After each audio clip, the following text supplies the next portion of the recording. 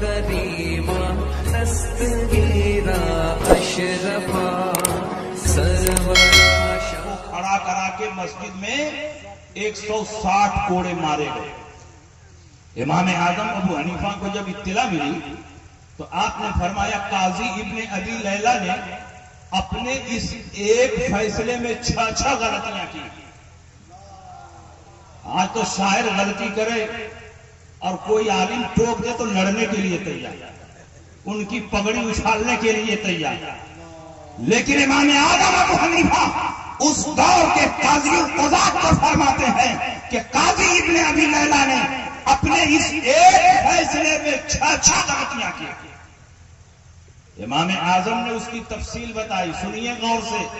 چٹکلے اور لطیفے والی تقریریں آپ بہت سنتے ہیں، چترویدیوں کو بھی سنتے ہیں۔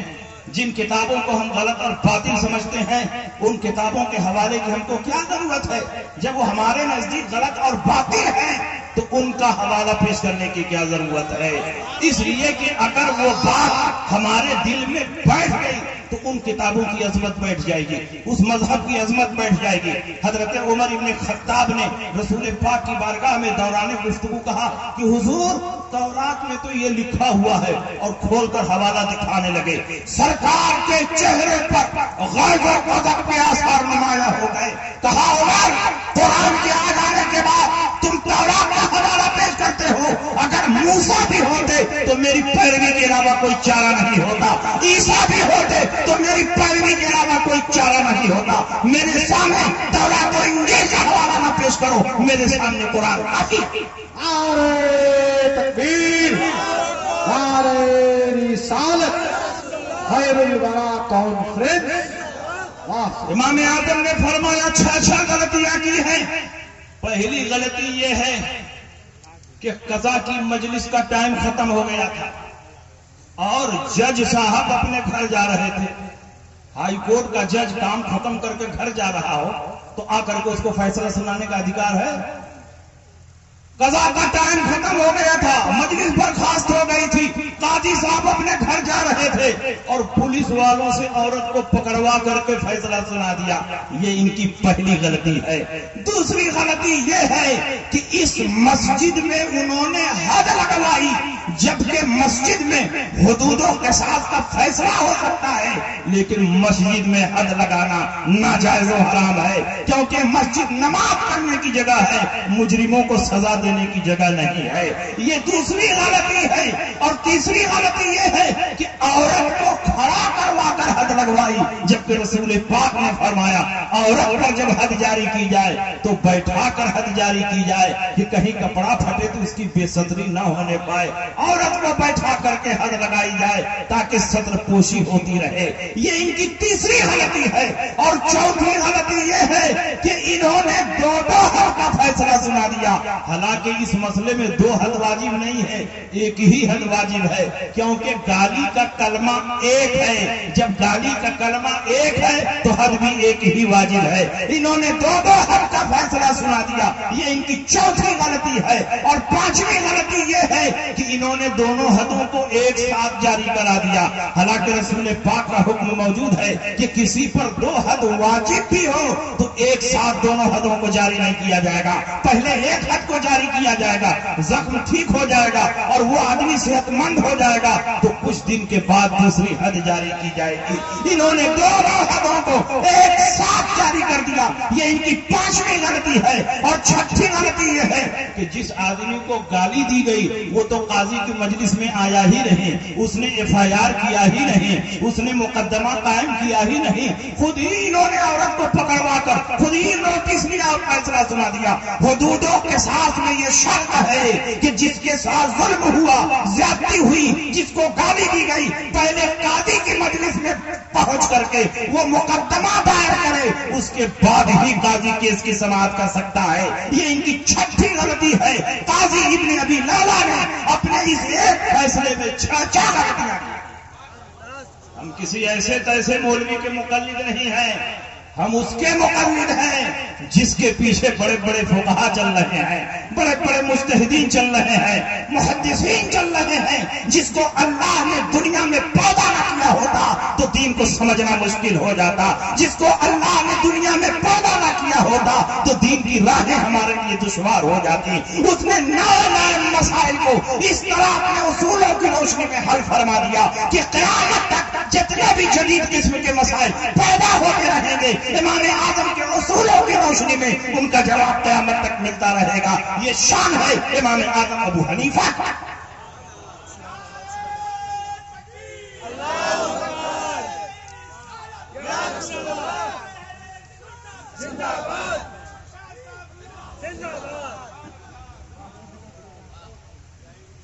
یہ حضرت اجتہاد کے مسائل کو سب سے زیادہ سمجھ رہے ہیں، ماشاءاللہ، اللہ سلامت رکھے۔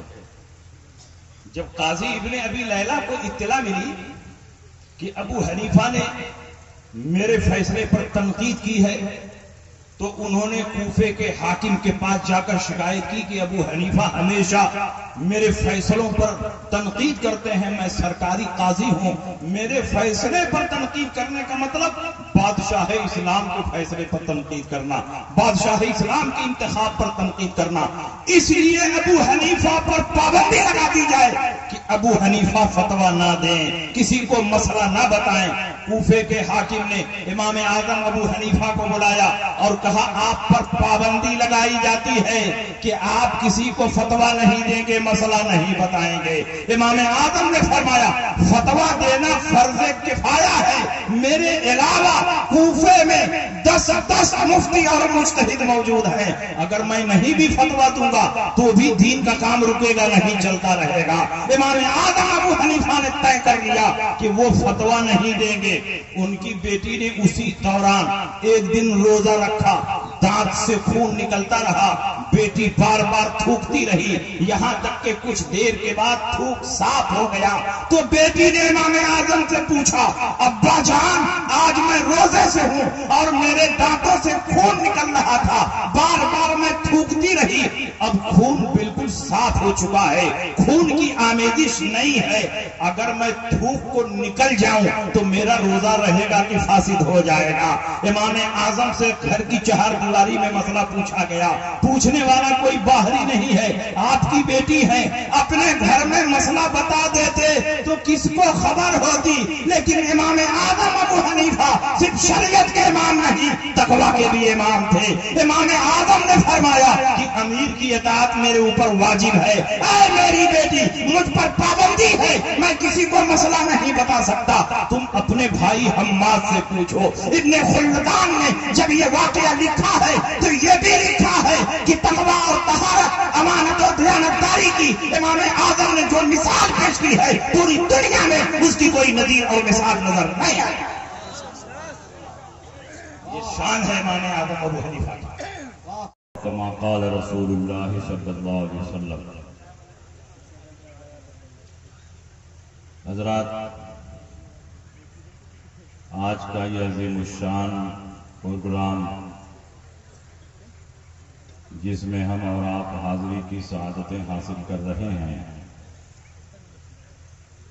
پوری کامیابی کے ساتھ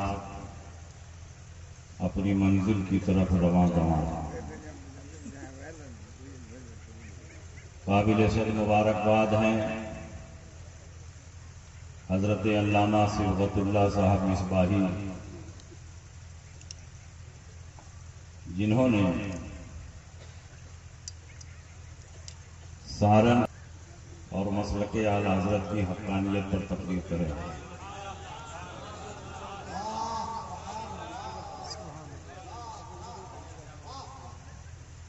نبی اکرم صلی اللہ تعالی علیہ وسلم اس دنیا سے تشریف لے گئے تو ایک ایسی جماعت کو چھوڑا جنہوں نے اپنے اجتہاد کی روشنی میں نبی اکرم صلی اللہ علیہ وسلم کے اقوال اور ان کے ارشادات کی تشریح و توضیح فرمائی، اور جب صحابہ دنیا سے گئے تو اللہ تعالی نے مجتہدین کی ایک ایسی جماعت کو پیدا فرمایا جنہوں نے صحابہ کے اقوال کی ایسی شاندار تشریح و توضیح فرمائی کہ ہمارا دین ہر حیثیت سے کامل اور مکمل نظر آنے لگا۔ ائمہ کرام مجتہدین اعظام نے اپنی طبیعت سے اور محض قیاس عقلی سے کوئی مسئلہ ثابت نہیں فرمایا، بلکہ رسول اللہ صلی اللہ علیہ وسلم نے مسائل کے استنباط اور استخراج کے جو اصول اور قوانین بیان فرمائے تھے اسی کی روشنی میں مسائل کا استنباط اور استخراج کیا۔ مثال کے طور پر بخاری شریف کی حدیث ہے، نبی اکرم صلی اللہ علیہ وسلم نے حضرت معاذ بن جبل کو یمن کا قاضی بنا کر بھیجنا چاہا۔ جب معاذ بن جبل جانے لگے تو رسول پاک نے پھر بلایا اور فرمایا یا معاذ کیف تقضی، اے معاذ تم کیسے فیصلہ کرو گے؟ حضرت معاذ بن جبل نے فرمایا اقضی بکتاب اللہ، اللہ کی کتاب کی روشنی میں فیصلہ کروں گا۔ رسول اللہ نے سوال فرمایا فَإِن لَّمْ تَجِدْ فِي کتاب اللہ، اگر اللہ کی کتاب میں مسئلہ نہ ملے تب کیا کرو گے؟ تو انہوں نے جواب دیا اقضی بسنت رسول اللہ، رسول اللہ کی سنت کی روشنی میں فیصلہ کروں گا۔ رسول پاک کا سوال ہی بتا رہا ہے کہ ہر مسئلہ قرآن اور حدیث ہی سے نہیں حل ہوگا، اس کے بعد بھی ایک مرحلہ آئے گا۔ اسی لیے رسول پاک فرماتے ہیں فَإِن لَّمْ تَجِدْ، اگر سنت رسول میں بھی مسئلہ نہ ملے تب کیا کرو گے؟ تو حضرت معاذ بن جبل نے یہ نہیں فرمایا یا رسول اللہ دلیلیں تو صرف دو ہی ہیں، کتاب اللہ سنت رسول، اب میں کیا کر سکتا ہوں؟ اصول شرع تو دو ہیں، کتاب اللہ سنت رسول، تو اب میں کیا کروں گا؟ اگر کتاب اللہ میں بھی مسئلہ نہ ملے، سنت رسول اللہ میں بھی مسئلہ نہ ملے، تو اب اس کے بعد میں کیا کر سکتا ہوں؟ وہ معاذ بن جبل تھے، وہ عظیم صحابی تھے، ان کو معلوم تھا کہ رسول پاک نے ہمیں یہ تعلیم دی ہے کہ جب کتاب و سنت میں کوئی مسئلہ نہ ملے تو کتاب و سنت کے نصوص کو، ان کے نظائر کو، ان کے امثال کو، ان کی مثالوں کو سامنے رکھ کے اس طرح کے احکام جو وہاں دیے گئے ہیں وہی احکام یہاں بھی جاری کیے جائیں گے۔ اس لیے انہوں نے فرمایا اجتہد و برائی، میں اپنی رائے سے قیاس اور اجتہاد کروں گا۔ یہ مطلب نہیں ہے کہ محض اپنی عقل سے مسئلہ بتاؤں گا، مطلب یہ ہے کہ کتاب اللہ اور سنت رسول اللہ کی نصوص کی روشنی میں قیاس شرعی کروں گا۔ آج غیر مقلدین کہتے ہیں اصول شرع صرف دو ہے، کتاب اللہ اور حدیث رسول، اس کے علاوہ کوئی چیز دلیل نہیں ہے۔ اگر اس کے علاوہ کوئی چیز دلیل نہیں تھی تو رسول پاک کو رد کرنا چاہیے، رسول پاک کو انکار کرنا چاہیے، رسول پاک کو تنبیہ فرمانا چاہیے، لیکن رسول پاک انکار نہیں فرما رہے ہیں بلکہ ارشاد فرماتے ہیں الحمدللہ الذی وفق رسول اللہ بما یرضی بہ رسول اللہ، تمام تعریف ہے اس اللہ کے لیے جس نے اپنے رسول کے قاصد کو اس بات کی توفیق دی جس سے اس کا رسول راضی ہے۔ اس کا مطلب یہ ہوا کہ نبی نے اسی دور میں یہ فیصلہ فرما دیا کہ پہلے کتاب اللہ میں مسئلہ تلاشا جائے گا، پھر سنت رسول اللہ میں تلاشا جائے گا، اور وہاں مسئلہ نہ ملے تو قیاس اور اجتہاد سے مسائل کا استنباط اور استخراج ہوگا۔ تو امام اعظم ابو حنیفہ نے اگر قیاس اور اجتہاد کیا ہے تو کون سا گناہ کیا ہے؟ امام اعظم نے تو وہی کام کیا جس کی تعلیم رسول پاک نے دی تھی۔ اب کوئی سوال کرے کہ اس حدیث میں تو اجماع امت نہیں ہے، اور آپ کے نزدیک اجماع امت بھی دلیل ہے۔ آپ حضرات کے نزدیک 4 دلیلیں ہیں، کتاب اللہ، سنت رسول، اجماع امت اور قیاس۔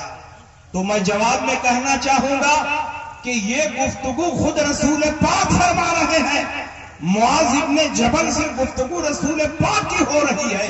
نبی کے زمانے میں اجماع امت کی کوئی ضرورت نہیں تھی. نبی جب موجود ہیں تو جس کو جو مسئلہ پوچھنا ہو نبی سے پوچھے, نبی جو کچھ فرمائے وہ حدیث رسول میں داخل ہوگا, وہ خود حجت اور دلیل ہے, الگ سے اجماع امت کی ضرورت نہیں. لیکن نبی کے زمانے میں قیاس کی ضرورت تھی, اجتہاد کی ضرورت تھی, اس لیے کہ نبی ہر جگہ دستیاب نہیں تھے. کسی کو قاضی بنا کر یمن بھیج رہے ہیں, کسی کو شام بھیج رہے ہیں, کسی کو ترکستان بھیج رہے ہیں, کسی کو قاصد بنا کر بھیج رہے ہیں, کسی کو معلم بنا کر بھیج رہے ہیں. تو یہ صحابہ نبی اکرم صلی اللہ علیہ وسلم سے دور بھی رہتے تھے. اگر وہاں کوئی نیا مسئلہ پیش آ جائے تو کیسے اس مسئلے کو حل کریں گے؟ اس لیے نبی کے زمانے میں قیاس اور اجتہاد کی ضرورت تھی. اس لیے رسول پاک نے قیاس اور اجتہاد کی تعلیم دی. اس وقت اجماع امت کی کوئی ضرورت نہیں تھی. لیکن جب نبی دنیا سے تشریف لے گئے تو صحابہ نے کئی مسائل پر اجماع فرمایا, 20 رکعت تراویح پر اجماع فرمایا, اور جمعہ کے دن ایک اذان کا اضافہ ہوا اور وہ پہلی اذان ہے. حضرت عثمان غنی نے پہلی اذان کا اضافہ کیا اور مقام زہرہ پر وہ اذان دلوائی اور سارے صحابہ نے اس پر اجماع کر لیا. تو اجماع امت بھی ایسے ہی دلیل ہے جیسے قیاس دلیل شرعی ہے. اس لیے ہم اہل سنت کے نزدیک 4 دلیلیں ہیں: کتاب اللہ, سنت رسول, اجماع امت اور قیاس. امام اعظم ابو حنیفہ نے محض اپنی عقل سے اور دماغ سے یہ فیصلہ نہیں کیا ہے, بلکہ نبی نے جو تعلیم دی تھی اسی تعلیم کی روشنی میں امام اعظم ابو حنیفہ نے 86,000 مسائل کا استنباط اور استخراج فرمایا. 38,000 مسائل عبادات سے متعلق نکالے, باقی مسائل معاملات سے متعلق. اور امام اعظم ابو حنیفہ اپنے دور کے اتنے بڑے محدث اور فقیہ ہیں کہ پورے کوفے کا علم 2 محدث میں جمع تھا, ایک شعبہ ابن الحجاج اور ایک مسعر ابن کدام. پورے کوفے کا علم 2 محدثوں میں جمع تھا, شعبہ ابن الحجاج اور حضرت سفیان ثوری. ان دونوں کو علم حدیث میں جو کوئی مسئلہ پیش آتا تو مسعر ابن کدام کی بارگاہ میں پہنچتے, مسعر ابن کدام اس کو حل فرماتے. اس کو یوں سمجھیے کہ پورے کوفے کے محدثین 2 محدث کے محتاج ہیں, شعبہ ابن الحجاج, سفیان ثوری, اور یہ دونوں محدث اپنے بڑے محدث کے محتاج ہیں, وہ مسعر ابن کدام ہیں. اور مسعر ابن کدام کا بیان سنیے, وہ فرماتے ہیں کہ مجھے علم حدیث میں جب مشکلات پیش آتی ہیں تو میں امام اعظم کی بارگاہ میں پہنچتا ہوں. وہ فرماتے ہیں کہ علم حدیث میں ہم نے امام اعظم کا مقابلہ کیا تو امام اعظم ہم سے آگے بڑھ گئے, اور زہد و تقویٰ, عبادت و ریاضت میں امام اعظم سے مقابلہ کیا تو امام اعظم زہد و تقویٰ اور عبادت و ریاضت میں بھی مجھ سے آگے بڑھ گئے. اس کا مطلب یہ ہوا کہ امام اعظم ابو حنیفہ کوفے کے سب سے بڑے فقیہ بھی ہیں اور کوفے کے سب سے بڑے محدث ہیں. یہ امام اعظم ابو حنیفہ کی شان. اور تم کہتے ہو امام اعظم کو صرف 17 حدیثیں یاد تھی, جس نے 86,000 مسائل کا استنباط اور استخراج کیا ہو. اگر ایک مسئلہ ایک حدیث کی روشنی میں نکالا تو 86,000 حدیثیں اس کے سینے میں محفوظ. امام اعظم سے بڑا پورے کوفے میں کوئی محدث نہیں تھا, اور امام اعظم سے بڑا پورے کوفے میں کوئی فقیہ نہیں تھا. امام اعظم فقہ کے بھی امام ہیں اور حدیث کے بھی امام ہیں. بڑے بڑے محدثین نے جن حدیثوں کی روشنی میں مسائل کا استنباط اور استخراج نہ کیا, انہی حدیثوں کی روشنی میں امام اعظم نے سینکڑوں مسائل کا استنباط اور استخراج کیا. اسی لیے اللہ کے نبی نے فرمایا, ترمذی شریف کی حدیث ہے, نزل اللہ عبدا سمع مقالتی فحفظها ووعاها وأداها فرب حامل فقه غير فقيه ورب حامل فقه إلى من هو أفقه منه. اللہ رب العزت اس بندے کو تر و تازہ رکھے ہے جس نے میری حدیثوں کو سنا، اس کو محفوظ رکھا، دوسروں تک پہنچایا. کیونکہ ایسا بہت ہوگا کہ جو حدیث سنے گا وہ فقیہ نہیں ہوگا، اور جن لوگوں تک حدیثیں پہنچائی جائیں گی وہ بہت بڑے فقیہ ہوں گے. ابن حجر اسقلانی، امام قسطلانی، امام بدر الدین عینی نے فرمایا کہ اس حدیث میں رسول پاک نے امام اعظم ابو حنیفہ کی بشارت دی ہے، کیونکہ جن حدیثوں سے ان کے اساتذہ مسائل کا استنباط اور استخراج نہ کر سکے، انہی حدیثوں کی روشنی میں امام اعظم نے ہزاروں ہزار مسائل کا استنباط اور استخراج کیا. اور امام اعظم کے زمانے میں بڑے بڑے قاضی فیصلہ کرتے ہوئے ڈرتے تھے کہ کہیں امام اعظم گرفت نہ فرما لیں. امام اعظم کے زمانے کے ایک بہت بڑے قاضی ہیں، قاضی ابن ابی لیلہ. ان کا اصل نام عبد الرحمن ہے، لیکن قاضی ابن ابی لیلہ کے نام سے مشہور ہے. حضرت علی کے مقرر کیے ہوئے قاضی، 33 سال تک کوفے کے قاضی رہے. کوفے میں بڑے بڑے فقہا اور مجتہدین تھے، لیکن قاضی ابن ابی لیلہ کا انتخاب ہوا. کوفے کی جامع مسجد میں بیٹھ کر آپ فیصلہ صادر فرماتے تھے. امام اعظم ابو حنیفہ رضی اللہ عنہ کا دور ہے. حضرت قاضی ابن ابی لیلہ کوفے کی جامع مسجد سے جب کچہری کا ٹائم ختم ہوا، عدالت کا ٹائم ختم ہوا، مجلس برخاست ہوئی تو اپنے گھر جا رہے تھے. اور ظاہر ہے کہ اس دور کا جو قاضی اور چیف جسٹس ہوتا تھا اس کی بڑی حیثیت ہوتی تھی. آپ کے ساتھ میں پولیس والے اور آپ کے ساتھ میں سپاہیوں کی فوج تھی. آپ جا رہے تھے، راستے میں ایک عورت ایک آدمی سے جھگڑا کر رہی تھی، اور اس عورت نے جھگڑا کرتے ہوئے اس مرد کو گالی دی، یا ابن الزانیین، اے زانیین کے بیٹے، اے وہ شخص کہ تیرا باپ بھی زانی اور تیری ماں بھی زانیہ. جب اس عورت نے اس مرد کو یا ابن الزانیین کہا تو قاضی ابن ابی لیلہ نے اپنے سپاہیوں کو حکم دیا کہ اس عورت کو گرفتار کر لو. عورت کو گرفتار کر لیا گیا. کہا کوفے کی جامع مسجد میں لے کر آؤ. عورت کو کوفے کی جامع مسجد میں لایا گیا، اور آپ کوفے کی جامع مسجد میں بیٹھے اور آپ نے فیصلہ سنایا کہ اس عورت کو کھڑا کرا کر ڈبل حد قذف جاری کی جائے. ایک حد قذف میں 80 کوڑے مارے جاتے ہیں، اور اس عورت پر ڈبل حد قذف جاری کی جائے، 160 کوڑے مارے جائیں. کیونکہ جو کسی آدمی پر زنا کی جھوٹی تہمت لگائے اس کے اوپر حد قذف جاری کی جاتی ہے. اس نے باپ کو بھی زانی کہا، ماں کو بھی زانیہ کہا، اور کوئی ثبوت شرعی نہیں ہے، اس لیے اس عورت پر ڈبل حد قذف جاری کی جائے. 160 کوڑے اسی مسجد میں کھڑا کرا کے اس کو مارے گئے. عورت کو کھڑا کرا کے مسجد میں 160 کوڑے مارے گئے.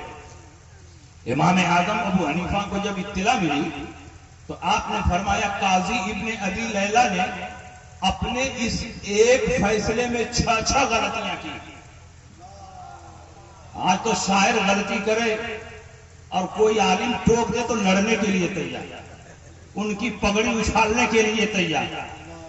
لیکن امام اعظم ابو حنیفہ اس دور کے قاضی القضات کو فرماتے ہیں کہ قاضی ابن ابی لیلہ نے اپنے اس ایک فیصلے میں 6 غلطیاں کی. امام اعظم نے اس کی تفصیل بتائی. سنیے غور سے. چٹکلے اور لطیفے والی تقریریں آپ بہت سنتے ہیں، چترویدیوں کو بھی سنتے ہیں. جن کتابوں کو ہم غلط اور باطل سمجھتے ہیں ان کتابوں کے حوالے کی ہم کو کیا ضرورت ہے؟ جب وہ ہمارے نزدیک غلط اور باطل ہیں تو ان کا حوالہ پیش کرنے کی کیا ضرورت ہے؟ اس لیے کہ اگر وہ بات ہمارے دل میں بیٹھ گئی تو ان کتابوں کی عظمت بیٹھ جائے گی، اس مذہب کی عظمت بیٹھ جائے گی. حضرت عمر ابن خطاب نے رسول پاک کی بارگاہ میں دوران گفتگو کہا کہ حضور تورات میں تو یہ لکھا ہوا ہے، اور کھول کر حوالہ دکھانے لگے. سرکار کے چہرے پر غضب و غضب کے آثار نمایاں ہو گئے. کہا عمر قرآن کے آ جانے کے بعد تم تورات کا حوالہ پیش کرتے ہو. اگر موسیٰ بھی ہوتے تو میری پیروی کے علاوہ کوئی چارہ نہیں ہوتا، عیسیٰ بھی ہوتے تو میری پیروی کے علاوہ کوئی چارہ نہیں ہوتا. میرے سامنے تورات و انجیل کا حوالہ نہ پیش کرو، میرے سامنے قرآن کافی. نعرہ تکبیر، نعرہ رسالت. خیر الورا کانفرنس. واہ. امام اعظم نے فرمایا 6 غلطیاں کی ہیں. پہلی غلطی یہ ہے کہ قضا کی مجلس کا ٹائم ختم ہو گیا تھا اور جج صاحب اپنے گھر جا رہے تھے. ہائی کورٹ کا جج کام ختم کر کے گھر جا رہا ہو تو آ کر کے اس کو فیصلہ سنانے کا ادھیکار ہے؟ قضا کا ٹائم ختم ہو گیا تھا، مجلس برخاست ہو گئی تھی، قاضی صاحب اپنے گھر جا رہے تھے اور پولیس والوں سے عورت کو پکڑوا کر کے فیصلہ سنا دیا. یہ ان کی پہلی غلطی ہے.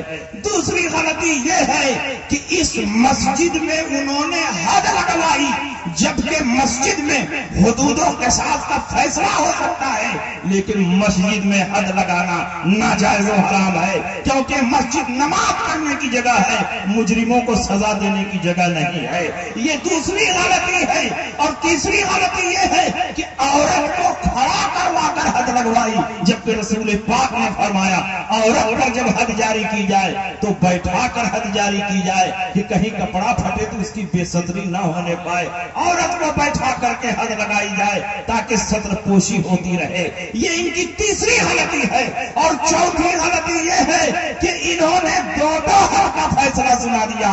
حالانکہ اس مسئلے میں 2 حد واجب نہیں ہے، ایک ہی حد واجب ہے، کیونکہ گالی کا کلمہ ایک ہے. جب گالی کا کلمہ ایک ہے تو حد بھی ایک ہی واجب ہے. انہوں نے 2 حد کا فیصلہ سنا دیا. یہ ان کی چوتھی غلطی ہے. اور 5ویں غلطی یہ ہے کہ انہوں نے دونوں حدوں کو ایک ساتھ جاری کرا دیا. حالانکہ رسول پاک کا حکم موجود ہے کہ کسی پر 2 حد واجب بھی ہو تو ایک ساتھ دونوں حدوں کو جاری نہیں کیا جائے گا. پہلے ایک حد کو جاری کیا جائے گا، زخم ٹھیک ہو جائے گا اور وہ آدمی صحت مند ہو جائے گا تو کچھ دن کے بعد دوسری حد جاری کی جائے گی.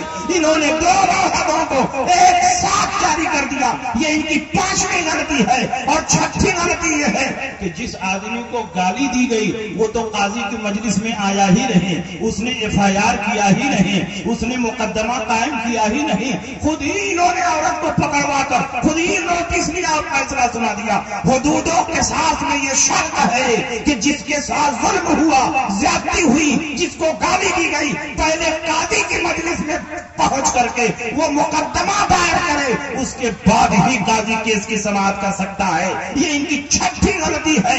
قاضی ابن ابی لعلہ نے اپنے اس ایک فیصلے میں 6 غلطیاں کی.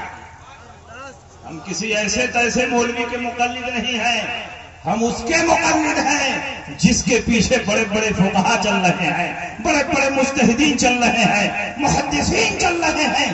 جس کو اللہ نے دنیا میں پیدا نہ کیا ہوتا تو دین کو سمجھنا مشکل ہو جاتا. جس کو اللہ نے دنیا میں پیدا نہ کیا ہوتا تو دین کی راہیں ہمارے لیے دشوار ہو جاتی. اس نے نئے نئے مسائل کو اس طرح اپنے اصولوں کی روشنی میں حل فرما دیا کہ قیامت تک جتنے بھی جدید قسم کے مسائل پیدا ہوتے رہیں گے، امام اعظم کے اصولوں کی روشنی میں ان کا جواب قیامت تک ملتا رہے گا. یہ شان ہے امام اعظم ابو حنیفہ کا.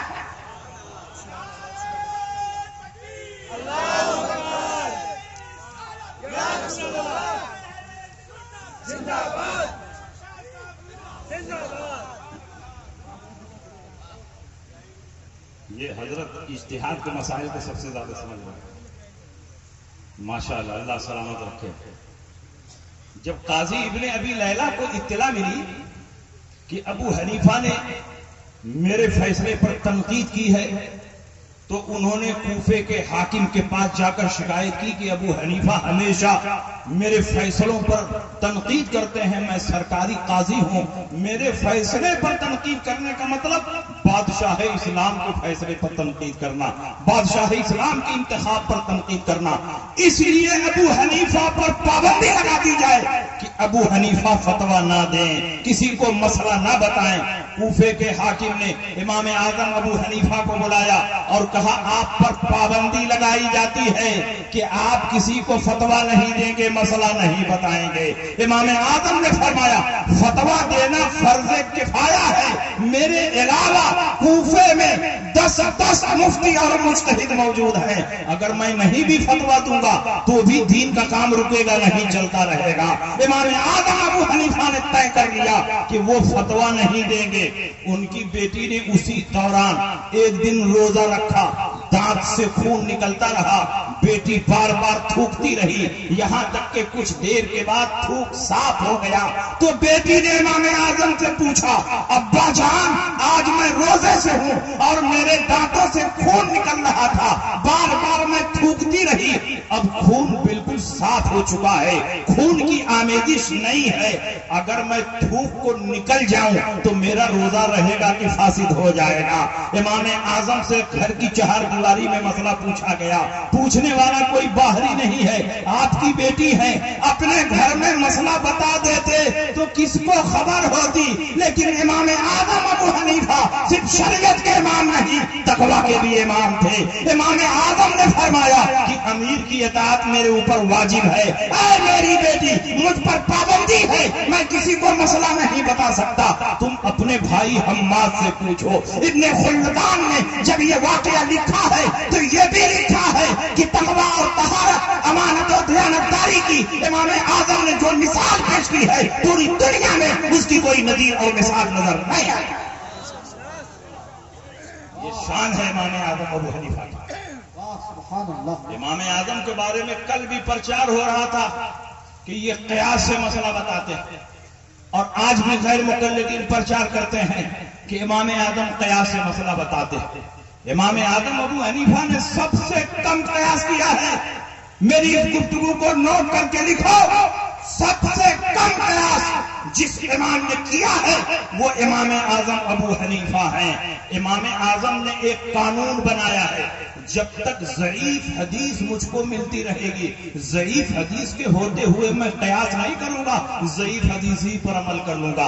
हदीस तो है, जब तक हदीस मुरसल मिलती रहेगी, हदीस मुरसल के होते हुए मैं क़ियास नहीं करूंगा, हदीस मुरसल पर अमल कर लूंगा। ये तन्हा इमाम आजम है कि हदीस ज़ईफ के होते हुए क़ियास नहीं करते, हदीस मुरसल के होते हुए क़ियास नहीं करते, जबकि इमाम शाफी हदीस ज़ईफ पर अमल नहीं करते हैं, ऐसे मौके पर क़ियास पर अमल करते हैं।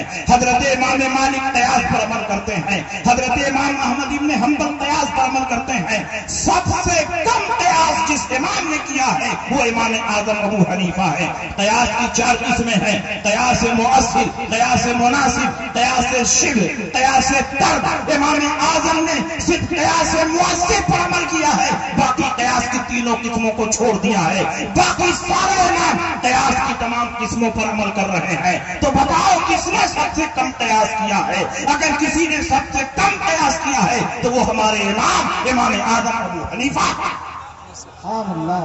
सबसे कम क़ियास इमाम आजम ने किया। उस दौर के बहुत बड़े इमाम हैं हजरत इमाम बाक़िर रज़ी अल्लाह अन्हु, उनको उस दौर में इमामुल हुदा कहा जाता था। इमाम बाक़िर और खानदान नबूवत से उनका ताल्लुक है। हजरत इमाम ज़ैनुल आबिदीन के बेटे हैं और इमाम हुसैन के पोता हैं। सैयद सज्जाद के सदक़े में साजिद रख मुझे, इल्म हक़ दे बाक़िर इल्म हुदा के वास्ते। बाक़िरुल उलूम है। उस दौर में आप मुहद्दिसीन के मुक्तदा और पेशवा थे। कुछ लोग उनके पास गए और कहा, हुजूर अबू हनीफा दीन में क़ियास बहुत करते हैं, अपनी अक्ल से, अपनी राय से नई नई बातें निकालते हैं और रसूलुल्लाह की हदीसों को रद्द कर देते हैं। इमाम आजम अबू हनीफा हज के लिए गए, पता चला इमाम बाक़िर भी आए हुए हैं, तो उनकी ज़ियारत के लिए इमाम आजम हाजिर हुए और आपके शागिर्द रशीद अब्दुल्लाह इब्न मुबारक ने तारुफ करवाया कि ये फ़क़ीह इराक़ अबू हनीफा है। इतना सुनना था कि हजरत इमाम बाक़िर के चेहरे पर ग़ैज़ व ग़ज़ब के आसार नुमाया हो गए और फरमाया, तू भी अबू हनीफा हो जो अपनी राय और क़ियास से मेरे दादा जान की हदीसों को रद्द कर देते हो। इमाम आजम ने फरमाया कि हुजूर ऐसा नहीं हो सकता कि कोई अपनी राय और क़ियास से रसूल पाक की हदीसों को रद्द कर दे, मैं ऐसा नहीं करता। इमाम आजम अबू हनीफा ने सफाई पेश की, लेकिन इमाम बाक़िर ने फरमाया, तुम्हारे बारे में मुसलसल ये रिपोर्ट मिल रही है कि तुम दीन में क़ियास बहुत करते हो, अपनी राय से मसाइल का इस्तिंबात और इस्तिखराज करते हो। इमाम आजम ने फरमाया, गलत है। अगर किसी خاص مسئلے میں اطلاع ملی ہو تو اس مسئلے کو پیش کیا جائے، میں کتاب و سنت کی دلیلیں اس پر پیش کرتا ہوں. اور اگر عام طور پر یہ بات پہنچی ہے تو یہ بات بالکل غلط ہے. اگر حضور اجازت دیں تو کچھ مسئلہ میں پوچھنا چاہتا ہوں. امام باقر نے اجازت دی تو امام اعظم ابو حنیفہ نے پوچھا حضور بتائیں نماز افضل ہے کہ روزہ افضل ہے؟ امام باقر نے فرمایا نماز افضل ہے. امام اعظم نے فرمایا کہ جب عورتوں کو حیض آتا ہے تو حیض کے زمانے میں جو نمازیں چھوٹتی ہیں ان کی قضا نہیں ہے، جو روزے چھوٹتے ہیں ان کی قضا ہے. انہوں نے کہا بالکل صحیح ہے. امام اعظم نے فرمایا اگر میں اپنی رائے اور قیاس سے فتویٰ دیتا تو میں یہ فتویٰ دیتا کہ جب روزوں کی قضا ہو رہی ہے اور نماز روزے سے افضل ہے تو نمازوں کی قضا بدرجہ اولا ہونی چاہیے. لیکن میں اپنی طبیعت سے اور اپنی رائے سے فتویٰ نہیں دیتا. میرے سامنے رسول اللہ کی حدیثیں ہیں. حضرت ام سلمہ فرماتی ہیں، حضرت عائشہ فرماتی ہیں جب ہمیں حیض آتا نمازیں چھوٹتی تو رسول پاک ان نمازوں کی قضا کا حکم نہیں دیتے. جب روزے چھوٹتے تو رسول پاک ان روزوں کی قضا کا حکم دیتے. تو جو امہات المومنین نے فرمایا، جو حدیث کہہ رہی ہے اسی کے مطابق تو میں بھی حکم دے رہا ہوں، اسی کے مطابق تو میں بھی فتویٰ دے رہا ہوں. پھر آپ نے پوچھا کہ حضور بتائیں عورت ضعیف ہے یا مرد؟ صنف نازک ہونے میں کمزور کون ہے؟ عورت کمزور ہے کہ مرد کمزور ہے؟ امام باقر نے فرمایا کہ عورت کمزور ہے، صنف نازک ہے. پوچھا کہ وراثت میں ڈبل حصہ کس کو ملتا؟ عورت کو ملتا ہے کہ مرد کو ملتا ہے؟ امام باقر نے فرمایا کہ مرد کو ڈبل حصہ ملتا ہے. امام اعظم نے فرمایا اگر میں اپنی رائے سے فتویٰ دیتا تو یہ فتویٰ دیتا کہ عورت کو وراثت میں ڈبل دیا جائے، کیونکہ جو ضعیف اور کمزور ہو اس کو مال کی حاجت زیادہ ہوتی ہے. لیکن میں اپنی رائے سے فتویٰ نہیں دیتا، میں کتاب اللہ کی روشنی میں فتویٰ دیتا ہوں. قرآن میں اللہ فرماتا ہے لِلذَّكَرِ مِثْلُ حَظِّ الْأُنثَيَيْنِ، ایک مذکر کو دو مؤنث کے برابر دیا جائے گا، ایک میل کو دو فیمیل کے برابر دیا جائے گا. وہی فتویٰ تو میں بھی دیتا ہوں. پھر پوچھا حضور خفین پر مسح اوپر ہونا چاہیے کہ نیچے ہونا چاہیے؟ تو انہوں نے فرمایا اوپر ہونا چاہیے. امام اعظم نے فرمایا قیاس کا تقاضا یہ ہے کہ خف کے نیچے تلی میں مسح ہونا چاہیے، کیونکہ نجاست وہیں لگنے کا ڈر ہے، کیچڑ وہیں لگنے کا ڈر ہے. لیکن خفین کے اوپر مسح ہوتا ہے اس لیے کہ رسول پاک کی حدیث موجود ہے، رسول پاک کا عمل موجود ہے کہ آپ خفین کے اوپر مسح کرتے تھے. وہی فتویٰ تو میں بھی دیتا ہوں. اتنا کہنا تھا کہ امام باقر کھڑے ہو گئے، امام اعظم کی پیشانی کو بوسہ دیا اور کہا مبارک ہو اے ابو حنیفہ، جب تک تیرے جیسا امام اس دھرتی پر موجود ہے کوئی رسول پاک کی حدیثوں کو نہیں بدل سکتا، کوئی رسول پاک کی حدیثوں میں تحریف نہیں کر سکتا. اس دور کے غیر مقلدین اسی لیے امام اعظم سے چڑھتے ہیں کہ جب جب حدیث کے نام پر یہ ہیرا پھیری کرتے ہیں، گھوٹالا کرتے ہیں، تو امام اعظم کے غلام ان کی چوری کو پکڑ لیتے ہیں، ان کے چہرے کو بے نقاب کر دیتے ہیں. نعرہ تکبیر، نعرہ رسالت، خیر الورا کانفرنس، خلیفہ حضور سرکار تاج الشریعہ حضرت علامہ مفتی شمشاد احمد صاحب مصباحی. آپ ذرا اندازہ لگائیں امام اعظم ابو حنیفہ کی کیا شان ہے. امام اعظم ابو حنیفہ نے ایک دور ہی 86,000 مسائل کا استنباط اور استخراج کیا. آج جو لوگ یہ دعویٰ کرتے ہیں کہ ہم تقلید نہیں کریں گے، ہم امام اعظم کی پیروی نہیں کریں گے، ہم امام شافعی کے مقلد نہیں بنیں گے، اس لیے کہ اللہ نے ہمیں دماغ دیا ہے، اللہ نے ہمیں شعور دیا ہے، ہم خود کتاب و سنت کی روشنی میں مسائل کا استنباط اور استخراج کریں گے. میں آپ سے پوچھنا چاہتا ہوں 1,24,000 کم و بیش صحابہ تھے، لیکن کتنے صحابہ ایسے ہیں جو قرآن و حدیث سے مسائل نکال پاتے تھے؟ صرف 21 صحابہ ایسے ہیں جو قرآن و حدیث سے مسئلہ نکال پاتے تھے، باقی سارے صحابہ انہی سے پوچھ پوچھ کر عمل کرتے تھے. تو بتاؤ صحابہ نے تقلید کی کہ نہیں تقلید کی؟ جو جس صحابی کے گروپ میں تھا اسی سے پوچھ کر عمل کرتا تھا. گویا صحابہ بھی اپنے سے اوپر والے صحابہ کے مقلد تھے. اس دور میں تقلید شخصی نہیں ہو رہی تھی، اس لیے کہ جب سارے صحابہ حق ہیں تو تقلید شخصی کی کیا ضرورت ہے؟ جو جس کے گروپ میں تھا اس سے پوچھ کر مسائل کو سمجھتا تھا اور اس کے اوپر عمل کرتا تھا. 21 صحابہ کتاب سنت سے مسائل نکال پاتے تھے، باقی صحابہ کتاب و سنت سے مسائل نہیں نکال پاتے؟ کیا صحابہ عربی نہیں جانتے تھے؟ کیا صحابہ قرآن نہیں سمجھتے تھے؟ کیا ان کے پاس حدیثوں کا ذخیرہ نہیں تھا؟ ان کی مادری زبان میں قرآن کا نزول ہو رہا تھا، دن رات مشکات نبوت سے حدیثیں سن رہے تھے، ان کے پاس حدیثوں کا خزانہ موجود تھا، لیکن اس کے باوجود بھی ہر آدمی کتاب و سنت میں چھپی ہوئی اللہ و رسول کی مراد کو نہیں تلاش کر سکتا، اس پر متعین نہیں کر سکتا۔ اللہ جس پر فضل خاص فرماتا ہے، جس کو خاص توفیق سے نوازتا ہے، جس کے ساتھ خیر کثیر کا ارادہ فرماتا ہے، وہی دین میں فقیہ بنتا ہے، وہی دین میں مفتی بنتا ہے۔ سبحان اللہ۔ ہر آدمی اپنی کوشش اور محنت سے فقیہ اور مفتی نہیں بن سکتا۔ حضرت عبداللہ ابن عباس کا نام سنا ہوگا۔ حضور علیہ السلام کے گھر میں 2 بچے پل رہے تھے، 2 چھوٹے چھوٹے بچے، ایک عبداللہ ابن عباس تھے، ایک علی تھے۔ بچوں میں ایمان لانے والے سب سے پہلے حضرت علی۔ حضرت عبداللہ ابن عباس کا زیادہ وقت حضور کے حجرے میں گزرتا تھا۔ ایک مرتبہ ان کے والد حضرت عباس نے اپنے بیٹے عبداللہ ابن عباس کو سکھایا کہ بیٹے آج کی رات حضور کے گھر جاؤ اور ان کے حجرے ہی میں رات گزارو، لیکن سونا نہیں، آنکھ کھولے رکھنا اور غور سے دیکھنا حضور رات میں کتنی عبادتیں کرتے ہیں، کتنی رکعتیں پڑھتے ہیں، کیا کیا حضور کے معمولات ہیں، یہ سب دیکھ کر کے آؤ اور مجھ کو بتاؤ تو میں بھی رات میں ویسے ہی عمل کروں گا۔ حضرت عبداللہ ابن عباس بچے ہی تھے، نبی کے گھر آئے اور حضور کی زوجہ محترمہ حضرت میمونہ حضرت عبداللہ ابن عباس کی خالہ تھی، خالہ سے کوئی پردہ بھی نہیں ہے، اسی حجرے میں قیام فرما ہوئے اور اپنی خالہ سے کہا خالہ جان آج میں آپ کے حجرے ہی میں رہوں گا۔ انہوں نے فرمایا بیٹے شوق سے رہو۔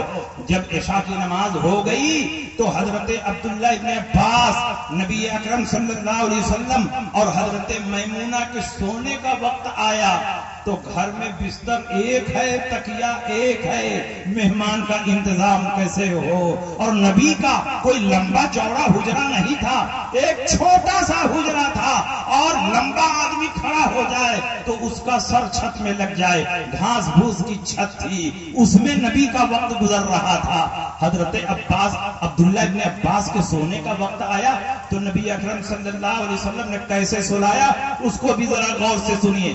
تکیہ ایک ہے، سونے والے 3 ہیں، تو تکیہ کا جو لمبا والا حصہ ہوتا ہے اس کے ایک کونے پر سر رکھ کر نبی سوئے، دوسرے کونے پر سر رکھ کر حضرت میمونہ سوئیں، اور بیچ میں لڑکے عبداللہ ابن عباس کو سلایا گیا۔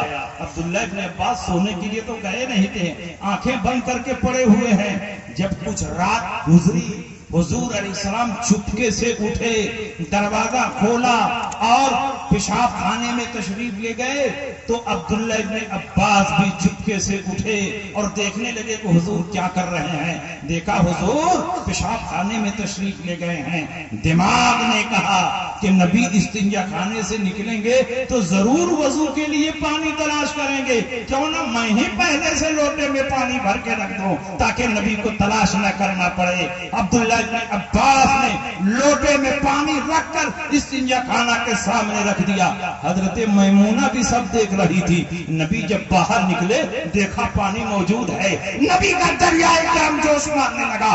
اللہ کے نبی خوش ہوئے، فرمایا کس نے پانی رکھا؟ تو میمونہ نے فرمایا کہ چھوٹے بچہ نے پانی رکھا ہے، عبداللہ ابن عباس نے پانی رکھا ہے۔ نبی اکرم صلی اللہ علیہ وسلم خوش ہو کر دعا دے رہے ہیں، اللہم علمہ الکتاب وفقہہ فی الدین، اے اللہ ان کو کتاب اللہ کا علم عطا فرما اور دین میں فقیہ بنا دے۔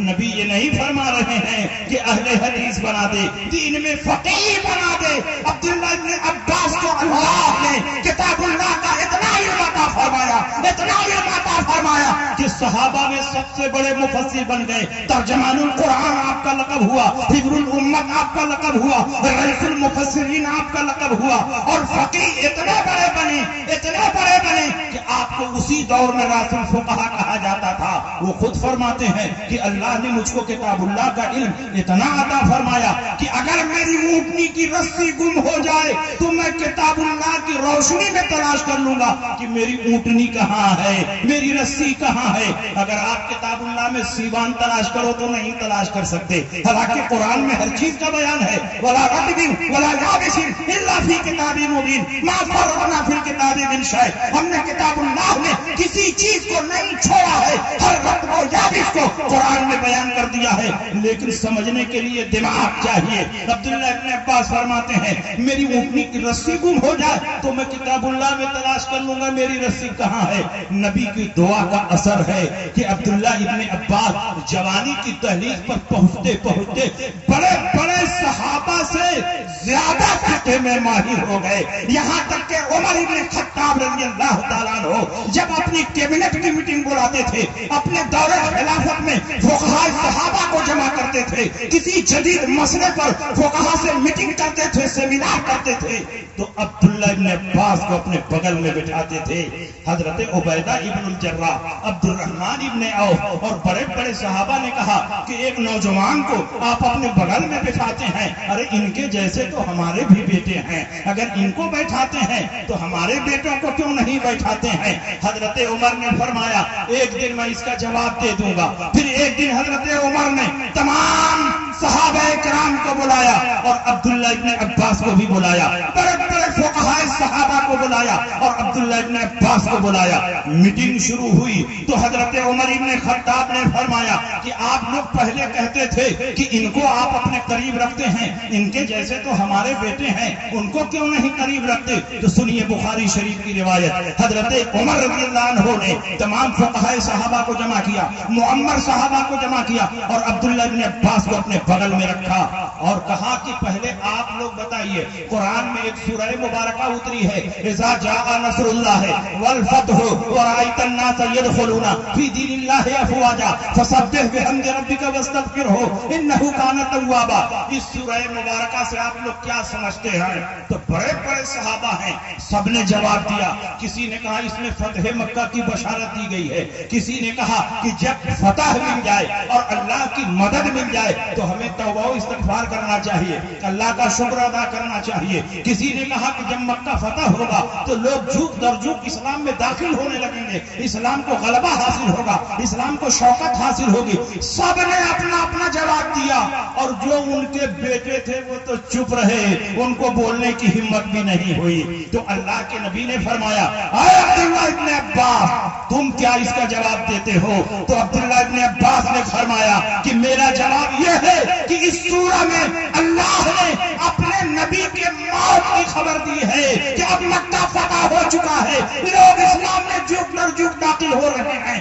اسلام کو غلبہ حاصل ہو چکا, اسلام کو شوکت حاصل ہو چکی, اسلام کا کام مکمل ہو چکا ہے. جس کام کے لیے آپ کو بھیجا گیا تھا وہ کام مکمل ہو گیا ہے. اب آپ کو دنیا میں نہیں رہنا ہے, رب کی بارگاہ میں کوچ کرنا ہے. اس سورہ مبارکہ میں اللہ نے اپنے حبیب کی موت کی خبر. نعرہ تکبیر, نعرہ رسالت, مسلک اعلی حضرت, نعرہ تکبیر. حضرت عمر ابن خطاب جن کی رائے کے مطابق قرآن میں 26 جگہوں پر آیت کریمہ کا نزول ہوا. جو عمر نے رائے دی اسی کو اللہ نے پسند فرمایا اور تقریباً 26 جگہوں پر حضرت عمر کی رائے کے مطابق قرآن کا نزول ہوا. حضرت عمر فرماتے ہیں کہ اے عبداللہ ابن عباس اس سورہ مبارکہ کا جو مطلب تم نے سمجھا ہے بہت پہلے سے میں یہی مطلب سمجھ رہا ہوں. اس کا مطلب یہ ہوا کہ ہر آدمی دین میں فقیہ نہیں بن سکتا, آدمی اپنی کوشش اور محنت سے فقیہ نہیں بنے گا. فقیہ وہ ہوگا جس پر اللہ فضل خاص فرمائے, جس کے ساتھ اللہ خیر کثیر کا ارادہ فرمائے. امام اعظم ابو حنیفہ کے زمانے میں بڑے بڑے محدثین تھے, بڑے بڑے فقہاء تھے, لیکن امام اعظم ابو حنیفہ نے جتنی تیزی کے ساتھ مسائل کا استنباط اور استخراج کیا ہے اس دور کا بڑا سے بڑا امام بھی امام اعظم ابو حنیفہ کا مقابلہ نہیں کر سکتا. سبحان اللہ. لیکن آج بے شک یہ جاہل ہے مقلدین جو اردو کی چند کتابیں پڑھ کر اپنے آپ کو مجتہد مطلق سمجھتے. وہ سمجھتے ہیں کہ ہم قرآن اور حدیث سے مسائل کا استنباط اور استخراج کر لیں گے. قرآن اور حدیث سے مسئلہ نکالنا اتنا آسان نہیں ہے. بڑے بڑے صحابہ ٹھوکر کھا گئے, قرآن اور حدیث سے مسئلہ نہ نکال سکے. میں اس کی ایک مثال آپ کے سامنے پیش کرتا. اسلام کے ابتدائی دور میں عشاء کی نماز کے بعد ہی سے رمضان المبارک میں روزہ اسٹارٹ ہو جاتا تھا. ابھی روزہ طلوع صبح صادق سے اسٹارٹ ہوتا, لیکن ابتدائی اسلام میں عشاء کی نماز پڑھنے کے بعد روزہ اسٹارٹ ہو جاتا تھا. کھانا پینا, اپنی بیوی سے جمع کرنا حرام ہو جاتا تھا. ایک دن حضرت عمر نے اپنی زوجہ محترمہ کے ساتھ عشاء کے بعد جمع کر لیا. ہم لوگ گناہ کرتے ہیں, چھپاتے ہیں, لیکن صحابہ کرام سے کوئی غلطی ہوتی تھی, نبی کی بارگاہ میں آتے تھے, نبی کے وسیلے سے توبہ و استغفار کرتے تھے تو اللہ کی رحمت نازل ہو جاتی تھی. حضرت عمر ابن خطاب آئے, کہا یا رسول اللہ بہت بڑی غلطی ہو گئی ہے. عشاء کے بعد رمضان المبارک کی رات میں نے اپنی بیوی سے جمع کر لیا ہے, میرا کیا حکم ہے, میری کیا سزا ہے؟ رسول پاک سید عالم صلی اللہ علیہ وسلم ابھی کوئی جواب دیتے کہ جبریل امین نازل ہو گئے اور قانون کو بدل دیا گیا. پہلے عشاء کے بعد ہی سے روزہ اسٹارٹ ہوتا تھا, اب پوری رات کھانے پینے اور بیوی سے جمع کرنے کی اجازت دے دی گئی. پرانا قانون منسوخ ہو گیا, نیا قانون نازل ہوا. جبریل امین نے قرآن میں ایک لمبی چوڑی آیت کریمہ لے کر نبی کی بارگاہ میں حاضری دی اور پڑھ کر سنا دیا. احل لکم لیلۃ الصیام الرفث الی نسائکم ہن لباس لکم وانتم لباس لہن علم اللہ انکم کنتم تختارون انفسکم فتاب علیکم وعفا عنکم فالآن باشروہن وابتغوا ما کتب اللہ لکم وکلوا واشربوا حتی یتبین لکم الخیط الابیض من الخیط الاسود من الفجر ثم اتموا الصیام الی اللیل.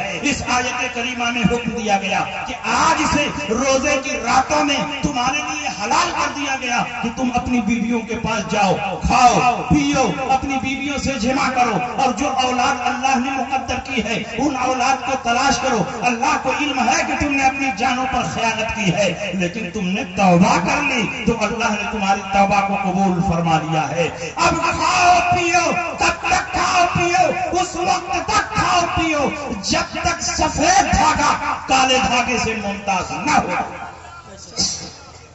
ایک صحابی رسول نے اس آیت کریمہ کے اترنے کے بعد اپنے تکیہ کے نیچے ایک کالا دھاگا اور ایک سفید دھاگا رکھ لیا, کیونکہ اس آیت کریمہ میں فرمایا جا رہا کلوا واشربوا حتی یتبین لکم الخیط الابیض من الخیط الاسود من الفجر. اس وقت تک کھاؤ پیو جب تک صبح کو سفید دھاگا کالے دھاگے سے مکمل طور پر امتیاز نہ ہو جائے. صحابی رسول نے اپنے سرہانے کالا دھاگا رکھ لیا, سفید دھاگا رکھ لیا, رات کو اٹھے, سحری کی, اس کے بعد ہاتھ پر کالا دھاگا سفید دھاگا رکھ کر دیکھتے ہیں کوئی امتیاز نہیں ہو رہا ہے. پھر اس کے بعد سحری کھانا شروع کیا اور سو گئے. سو کر کے اٹھتے ہیں, پھر ہاتھ پر سفید دھاگا کالا دھاگا رکھ کر دیکھتے ہیں کوئی فرق نہیں ہو رہا ہے. پھر سحری کھانے لگے, رات بھر کھاتے رہے, سوتے رہے, کالا دھاگا سفید دھاگے میں فرق کرتے رہے, لیکن صبح ہو گئی, کالے دھاگے اور سفید دھاگے میں فرق نہیں ہوا, یہاں تک کہ اجالا پھیل گیا. نبی کی خدمت میں حاضر ہوئے, کہا یا رسول اللہ آپ پر یہ آیت کریمہ اتری ہے کہ اس وقت تک کھاؤ اور پیو جب تک سفید دھاگا کالے دھاگے سے ممتاز نہ ہو جائے, الگ نہ ہو جائے. میں تو رات بھر ملاتا رہا, کھاتا رہا, سوتا رہا, ملاتا رہا, لیکن کالے دھاگے سفید دھاگے میں فرق نہیں پیدا ہوا, یہاں تک کہ دن کا اجالا پھیل گیا. جب یہ سوال کیا تو رسول پاک مسکرانے لگے اور سرکار نے فرمایا تم بہت بھولے ہو, یہاں لفظی معنی مراد نہیں ہے. الخیط الابیض کا معنی سفید دھاگا, الخیط الاسود کا معنی کالا دھاگا. صحابی رسول نے اس کے لفظ سے یہ نتیجہ نکالا کہ اس وقت تک کھانے کی اجازت ہے جب تک کالے دھاگے اور سفید دھاگے میں امتیاز نہ ہو جائے. لیکن رسول پاک نے جو مطلب بتایا وہ پوری امت کے لیے قابل عمل ہے. رسول پاک نے فرمایا کہ کالے دھاگے سے مراد رات ہے اور سفید دھاگے سے مراد دن ہے, تو اس وقت تک کھاؤ جب تک رات باقی پانی ہے، اور جب صبح کا اجالا نکلنے لگے، صبح صادق طلوع ہونے لگے، تو اب کھانے پینے کی اجازت نہیں۔ ثم اتموا الصیام الی اللیل، اب تو حکم ہے تو روزے کو غروب آفتاب تک پورا کرو۔ میں پوچھنا چاہتا ہوں صحابی رسول نے کیا غلط معنی نکالا تھا؟ الخیط الابیض کا معنی تو سفید ہے، الخیط الاسود کا معنی کالا دھاگا ہے، تو انہوں نے کوئی غلط مطلب نہیں نکالا تھا۔ ڈکشنری میں جو معنی ہے وہی معنی انہوں نے نکالا تھا، لیکن کبھی کبھی جو لفظ کا ظاہر ہے وہ مراد نہیں ہوتا، اور جو مراد ہے وہاں ہر آدمی کا دماغ نہیں پہنچتا، وہاں اس کا دماغ پہنچتا ہے جس کو اللہ نے فقیہ بنایا ہے، جس کو اللہ نے محقق بنایا ہے۔ ہر آدمی اللہ و رسول کی مراد کو نہیں پہچان سکتا، بلکہ جو دین میں فقیہ ہوتا ہے وہ اللہ و رسول کی مراد کو سمجھتا ہے۔ نعرہ تکبیر، نعرہ رسالت، مفتی شمشاد صاحب قبلہ، نعرہ تکبیر۔ اور اس معاملے میں امام اعظم ابو حنیفہ کے اجتہاد کو اگر میں پیش کروں تو بات بہت لمبی ہو جائے گی، لیکن خطبہ کی لسٹ بہت زیادہ ہے، اور ہر ایک کو موقع ملنا چاہیے، ہر ایک کو تقریر کرنا چاہیے۔ انشاءاللہ ایک مثال اور سنیے، یہ بھی بخاری سے۔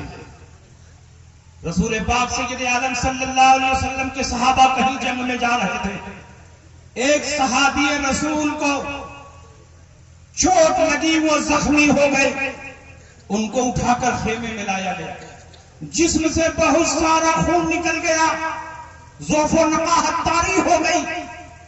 رات کو جب صحابی رسول سوتے ہیں، کڑاکے کی سردی تھی، ٹھنڈک پڑ رہی تھی، اور احترام ہو گیا، نائٹ فال ہو گیا۔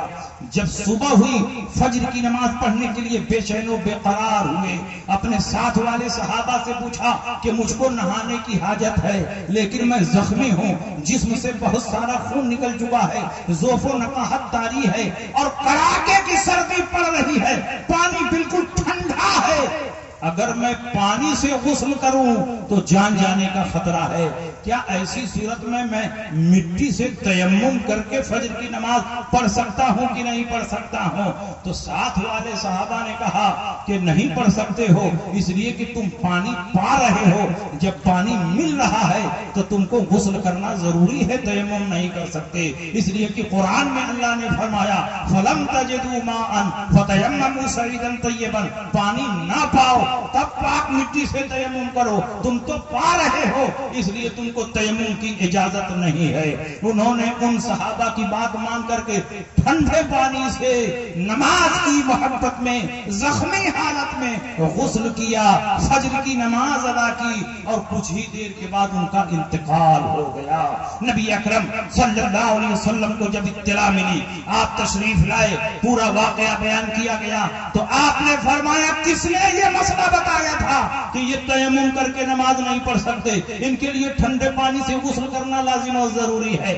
کہا گیا فلاں فلاں نے یہ مسئلہ بتایا تھا۔ اللہ کے نبی کے چہرے میں غیظ و غضب کے آثار نمایاں ہو گئے، اور اللہ کے نبی نے فرمایا قتلوہ قاتلہم اللہ اولم یکن شفاء العی السلام، ان لوگوں نے اسے مار ڈالا، اللہ انہیں غارت کرے۔ کیا نہ جاننے کا علاج پوچھ لینا نہیں تھا؟ اگر مسئلہ نیا تھا اور تم کو معلوم نہیں تھا تو نبی تمہارے درمیان موجود تھا، تم کو پوچھ لینا چاہیے، اس کے بعد جواب دینا چاہیے۔ تم نے جواب دے دیا اور انہوں نے غسل کر کے فجر کی نماز پڑھ لی اور ان کی جان چلی گئی۔ اللہ کے نبی نے اس آیت کریمہ کا جو مطلب بتایا ہے وہ سن کر کے آپ خوش ہو جائیں گے، اور صحابہ نے جو مطلب بتایا تھا وہ بھی کتاب اللہ کے ظاہر کے مطابق ٹھیک ہے، کیونکہ قرآن میں اللہ نے فرمایا پانی نہ پاؤ تب پاک مٹی سے تیمم کرو۔ یہ تو پانی پا رہے تھے، ان کو تیمم کی اجازت کیسے ہو سکتی ہے؟ لیکن یہ کتاب اللہ کا ظاہر ہے، یہ آیت کا ظاہر ہے،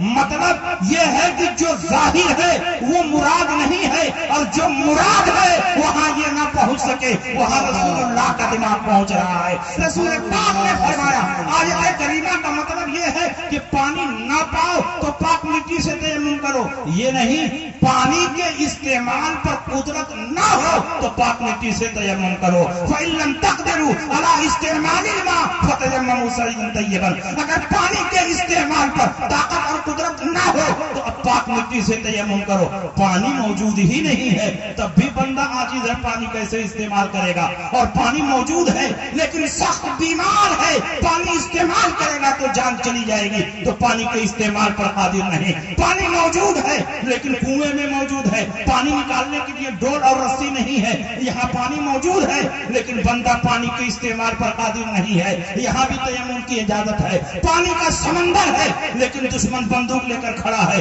آگے بڑھو گے تو گولی مار دیں گے. یہاں بھی پانی موجود ہے، پانی کا سمندر موجود ہے لیکن بندہ پانی کے استعمال پر قادر نہیں ہے، یہاں بھی تیمم کی اجازت ہے. تو اب نبی نے آیت کا جو مفہوم بیان کیا وہ یہ ہے کہ جو آدمی پانی کے استعمال پر قادر نہ ہو اس کو تیمم کرنے کی اجازت ہے. اگر رسول پاک نے یہ مطلب نہ بتایا ہوتا تو بتائیے کون ہم کو سمجھاتا، کون ہم کو بتاتا؟ رسول پاک سید عالم صلی اللہ علیہ وسلم کا احسان عظیم ہے کہ اس آیت کریمہ کی تفسیر بتا دی.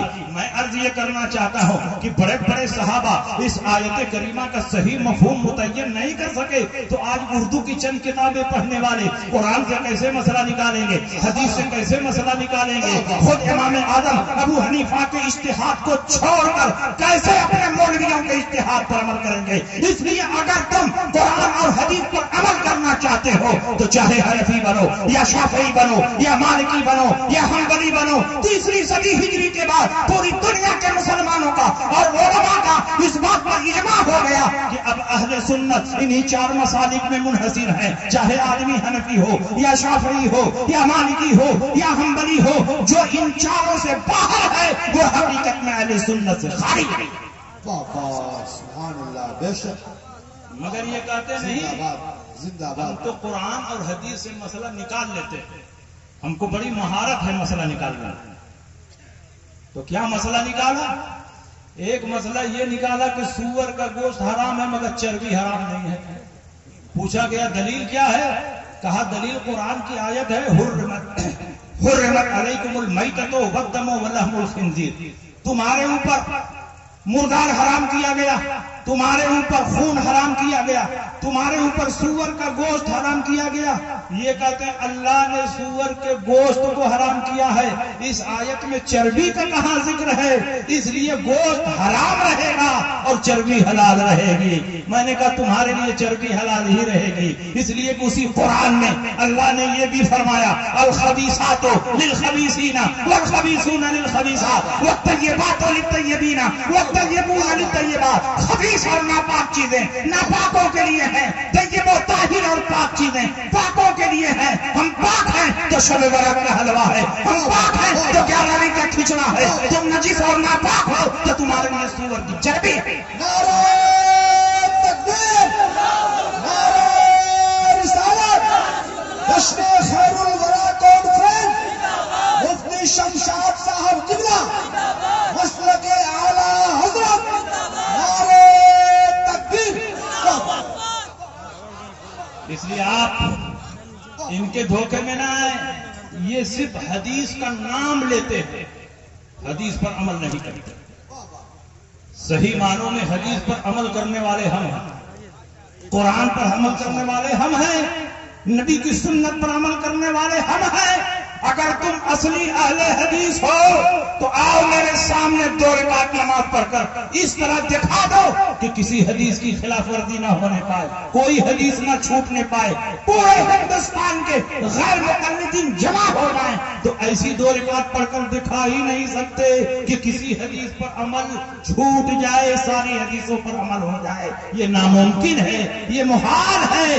جیسے ہی نیت باندھنے کے لیے ہاتھ اٹھائیں گے یہیں پر جھگڑا شروع ہو جائے گا. ایک حدیث کہتی ہے کان کی لو تک ہاتھ اٹھاؤ، دوسری حدیث کہتی ہے مونڈھے تک ہاتھ اٹھاؤ. تو بتاؤ تم کہاں تک اٹھاؤ گے؟ اگر تم یہاں تک ہاتھ اٹھائے تو یہاں والی حدیث کو چھوڑا کہ نہیں چھوڑا؟ تو ایک حدیث کو جب چھوڑ دیا تو تم اہل حدیث نہیں ہوئے، تم تاریک حدیث ہوئے. اور چاہے یہاں یا وہاں ہاتھ اٹھانے کے بعد جب ہاتھ باندھنے کا نمبر آئے گا تو یہاں بھی جھگڑا شروع ہو جائے گا کس حدیث پر عمل کرو گے. ایک حدیث بتاتی ہے ناف کے نیچے ہاتھ باندھو, دوسری حدیث بتاتی ہے ناف کے اوپر ہاتھ باندھو, تیسری حدیث بتاتی ہے کہیں مت باندھو, ہاتھ چھوڑ کر نماز پڑھو. تو تم کس پر عمل کرو گے؟ اگر ناف کے نیچے والی حدیث پر عمل کرتے ہو تو اوپر والی حدیث چھوٹ گئی, چھوڑ کر نماز پڑھنے والی حدیث چھوٹ گئی. اگر تم ہاتھ چھوڑ کر نماز پڑھتے ہو تو باندھنے والی حدیث پر عمل نہیں ہوا.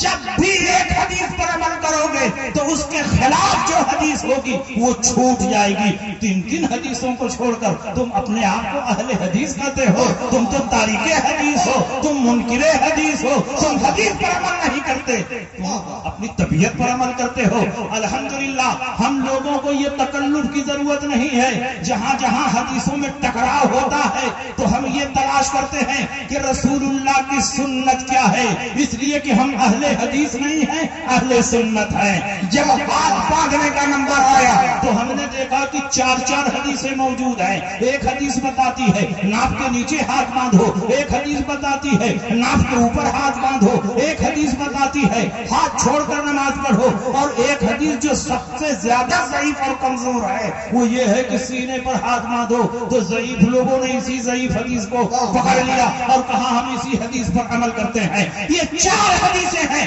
لیکن ہمیں تکلف میں پڑھنے کی ضرورت نہیں, کیونکہ ان 4 حدیثوں میں سنت کیا ہے وہ ہم نے تلاش کر لیا, وہ ہم نے پا لیا. حضرت علی فرماتے ہیں فَإِنَّ مِنَ السُّنَّةِ وَزَعَلْيَنِ عَلَى الْيَسَارِ تَحْتَ السُّرَّةِ. یہ بات سنت سے ہے کہ دائیں ہاتھ کو بائیں ہاتھ پر رکھ کر ناف کے نیچے باندھا جائے. وہ صرف حدیث ہے اور یہ سنت ہے. تو بتاؤ حدیث پر عمل کرو گے کہ سنت پر عمل کرو گے؟ ہم اہل سنت ہیں اس لیے سنت پر عمل کرتے ہیں, اس لیے کہ سنت پر عمل کرو گے تو حدیث پر عمل ہو جائے گا, اور حدیث پر عمل کرو گے تو ضروری نہیں کہ رسول اللہ کی سنت پر عمل ہو, اس لیے کہ ہر سنت حدیث ہے لیکن ہر حدیث رسول اللہ کی سنت نہیں.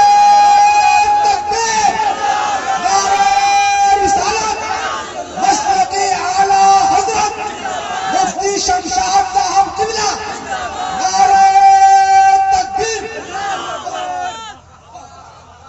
سنیے, امام ترمذی نے باب باندھا ہے تو 3 مسلک بیان کیا. امام ترمذی کے زمانے میں تو اعلیٰ حضرت نہیں نہ تھے. امام ترمذی نے باب باندھا کہ ہاتھ کہاں باندھا جائے تو 3 مسلک بیان کیا. پہلا مسلک ابو حنیفہ اور ان کے ماننے والوں کا, اور وہ ہاتھ کے نیچے باندھتے ہیں. دوسرا مسلک امام شافعی اور ان کے ماننے والوں کا, وہ ناف کے اوپر ہاتھ باندھتے ہیں. تیسرا مسلک امام مالک کا, وہ ہاتھ چھوڑ کر نماز پڑھتے ہیں. امام ترمذی نے چوتھا کوئی مسلک ہی نہیں بیان کیا, چوتھی کوئی حدیث ہی نہیں بیان کی. اگر چوتھی کوئی حدیث ثابت ہوتی اور چوتھا کوئی مسلک ثابت ہوتا تو امام ترمذی اتنے بڑے محدث ہیں, لاکھوں حدیثوں کے حافظ ہیں, وہ ضرور فرماتے کہ چوتھا مسلک فلاں کا ہے اور وہ ہے سینے پر ہاتھ باندھنا. لیکن یہ انہوں نے نہیں بیان کیا. اس کا مطلب ان کی نظر میں صرف 3 حدیثیں ثابت تھی, چوتھی حدیث ثابت نہیں ہے. جو ثابت نہیں ہے اسی پر یہ ناثابت عمل کر رہے ہیں. جس حدیث کا کوئی وجود نہیں ہے اسی حدیث پر یہ اہل حدیث عمل کر رہے ہیں. جو حدیث ضعیف اور کمزور ہے, جو حدیث منکر ہے, اسی حدیث پر یہ عمل کر رہے ہیں. میں تم سے پوچھنا چاہتا ہوں, بات بات پر ہم سے بخاری کی حدیث کا مطالبہ کرتے ہو. تم کہتے ہو میلاد جائز ہے تو بخاری میں دکھائیے, سلام جائز ہے تو بخاری میں دکھائیے, قیام جائز ہے تو بخاری میں دکھائیے, قبر پر چادر ڈالنا جائز ہے بخاری میں دکھائیے, فاتحہ کرنا جائز ہے بخاری میں دکھائیے, ایصال ثواب جائز ہے بخاری میں دکھائیے. میں تم سے پوچھنا چاہتا ہوں کہ کیا تم بھی بخاری میں دکھا سکتے ہو سینے پر ہاتھ باندھنا جائز ہے تو بخاری میں دکھاؤ. پورے دنیا کے غیر مقلد جمع ہو جائے تو سینے پر ہاتھ باندھنے کی ایک حدیث بھی صحیح ستہ میں نہیں دکھا سکتے. بخاری میں کیا دکھائیں گے؟ ترمذی میں بھی نہیں, مسلم میں بھی نہیں, ابو داؤد میں بھی نہیں, ابن ماجہ میں بھی نہیں, مسند امام احمد بن حنبل میں بھی نہیں, بیہقی میں بھی نہیں, دارمی میں بھی نہیں, موطا امام مالک میں بھی نہیں, کتاب الآثار میں بھی نہیں, سنن میں بھی نہیں. ان کی ایک کتاب ہے صحیح ابن خزیمہ. ایک غیر مقلد سے پوچھا بتاؤ ہم سے بات بات پر رسول پاک کی حدیث کا مطالبہ کرتے ہو اور وہ بھی بخاری والی حدیث چاہیے. ایسا لگتا ہے کہ رسول پاک نے اپنے زمانے میں فرمایا تھا کہ صرف بخاری کی حدیث پر عمل کرنا اور کسی حدیث پر عمل نہ کرنا. اگر رسول پاک کا ایسا کوئی قول ہو تو پیش کرو. نبی کے زمانے میں نہ بخاری شریف تھی نہ امام بخاری تھے. 3 صدی ہجری میں بخاری لکھی گئی. 3 صدی ہجری میں امام بخاری پیدا ہوئے. معیار یہ نہیں ہے بخاری میں دکھاؤ, معیار یہ ہونا چاہیے کہ صحیح حدیث میں دکھاؤ. صحیح حدیث جہاں ملے گی وہاں عمل ہوگا. امام بخاری کو 1 لاکھ صحیح حدیثیں یاد تھی. یہ تم بھی لکھتے ہو, ہم بھی لکھتے ہیں. پوری دنیا کے علماء کا اس بات پر اجماع اور اتفاق ہے کہ امام بخاری کو 1 لاکھ صحیح حدیثیں یاد تھیں. لیکن بخاری شریف میں کل 8,500 حدیثیں ہیں. تعلیقات اور مقررات کو نکال دیا جائے تو کل 4,500 حدیثیں ہیں. باقی 95-96,000 حدیثیں کہاں چلی گئیں؟ جب 1 لاکھ صحیح حدیثیں یاد تھیں تو بخاری میں 1 لاکھ نہیں ہے, کل 4-5 ہزار حدیثیں ہیں. باقی 95,000 حدیثیں کہاں گئیں؟ تو ماننا پڑے گا جیسے بخاری میں صحیح حدیث ہے, مسلم میں بھی ہے, ترمذی میں بھی ہے, ابو داؤد میں بھی ہے, نسائی میں بھی ہے, ابن ماجہ میں بھی ہے, کتاب الآثار میں بھی ہے, موطا امام مالک میں بھی ہے, موطا امام محمد میں بھی ہے. جہاں جہاں رسول پاک کی صحیح حدیث ملے گی وہاں ہم عمل کریں گے. ہم نے امام بخاری کا کلمہ نہیں پڑھا, ہم نے رسول اللہ کا کلمہ پڑھا ہے. جہاں جہاں رسول پاک کی صحیح حدیث ملے گی وہاں ہم عمل کریں گے.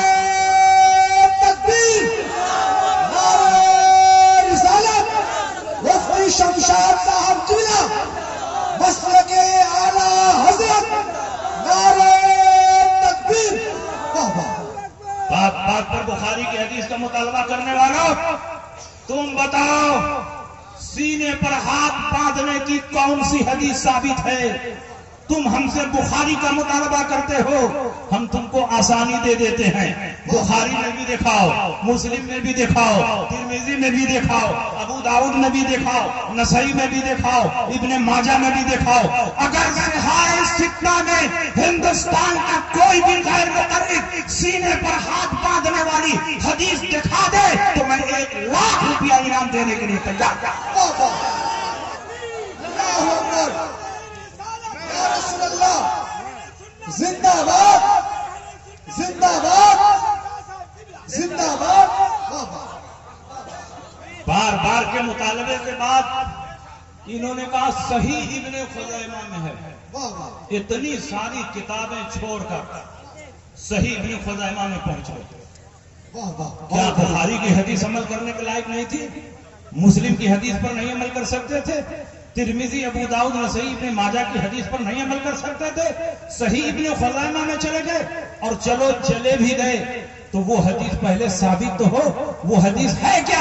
انہوں نے کہا وائل ابن حجر نے کہا تمہارے لیے سنت یہ ہے کہ تم سینے پر ہاتھ باندھو. میں نے کہا کن سے کہا تمہارے لیے سنت یہ ہے؟ عورتوں سے کہا تمہارے لیے سنت یہ ہے کہ تم سینے پر ہاتھ باندھو. کیا تم عورت ہو کہ سینے پر ہاتھ باندھو گے؟ عورتوں کے سینے پر کوئی چیز ہے جس کو چھپانے کے لیے یہاں ہاتھ باندھنے کا حکم دیا گیا ہے. رسول پاک سید عالم صلی اللہ علیہ وسلم یہ پسند فرماتے ہیں کہ عورت اگر ایک طرف اللہ کی عبادت کر رہی ہے تو دوسری طرف اس کی پردہ پوشی بھی ہونی چاہیے. عورت کو پردہ پوشی کی وجہ سے حکم دیا گیا کہ تم سینے پر ہاتھ باندھو فإنہ استر لہن, کیونکہ اس میں تمہاری پردہ پوشی زیادہ ہے. عورت جب نماز پڑھے تو اللہ کی عبادت بھی کرے, پردہ پوشی بھی کرے. جب سینے پر ہاتھ باندھے گی تو پردہ پوشی بھی ہوتی رہے گی, عبادت بھی ہوتی رہے گی. تمہارے سینے پر کیا ہے جس کو چھپانے کے لیے تم یہاں ہاتھ رکھے ہوئے ہو؟ تم کیا اس حدیث پر عمل کر رہے ہو؟ یہ حدیث عورتوں کی ہے, اس پر عورتوں کو عمل کرنا چاہیے. تم مرد ہو تو مردوں والی حدیث پر عمل کرو. علی فرماتے ہیں سنت یہ ہے کہ دائیں ہاتھ کو بائیں ہاتھ پر رکھ کر ناف کے نیچے باندھنا چاہیے. مرد ہو تو مردوں والی حدیث پر عمل کرو, اور عورت ہو تو عورتوں والی حدیث پر عمل کرو, اور دونوں کے بیچ میں ہو تو جس پر چاہو.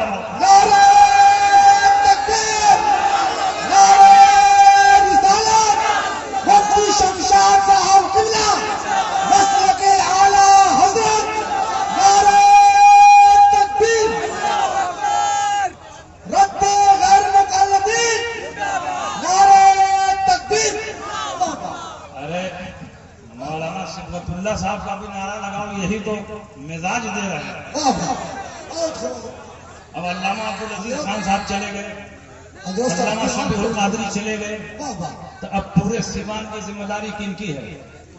مولانا صبغت اللہ صاحب مصباحی کی ذمہ داری۔ اللہ اکبر، اس لیے ضروری ہے کہ اب حضرت پوری مضبوطی کے ساتھ پورے سیوان کی قیادت کریں اور پالیسی بالکل صاف ستھری ہو، لوچ پوچ نہ ہو، تن مسلک اعلیٰ حضرت کی حمایت میں ہمیشہ کھڑے رہیں۔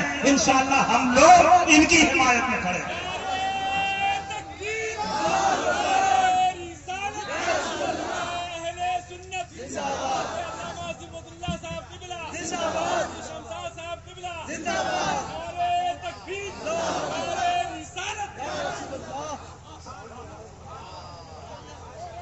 دیکھیے آج کے دور میں فتنے بہت بڑھ رہے ہیں، ان سارے فتنوں کا منہ توڑ جواب مسلک اعلیٰ حضرت ہے۔ صلح کلیت بڑی تیزی کے ساتھ بڑھ رہی ہے۔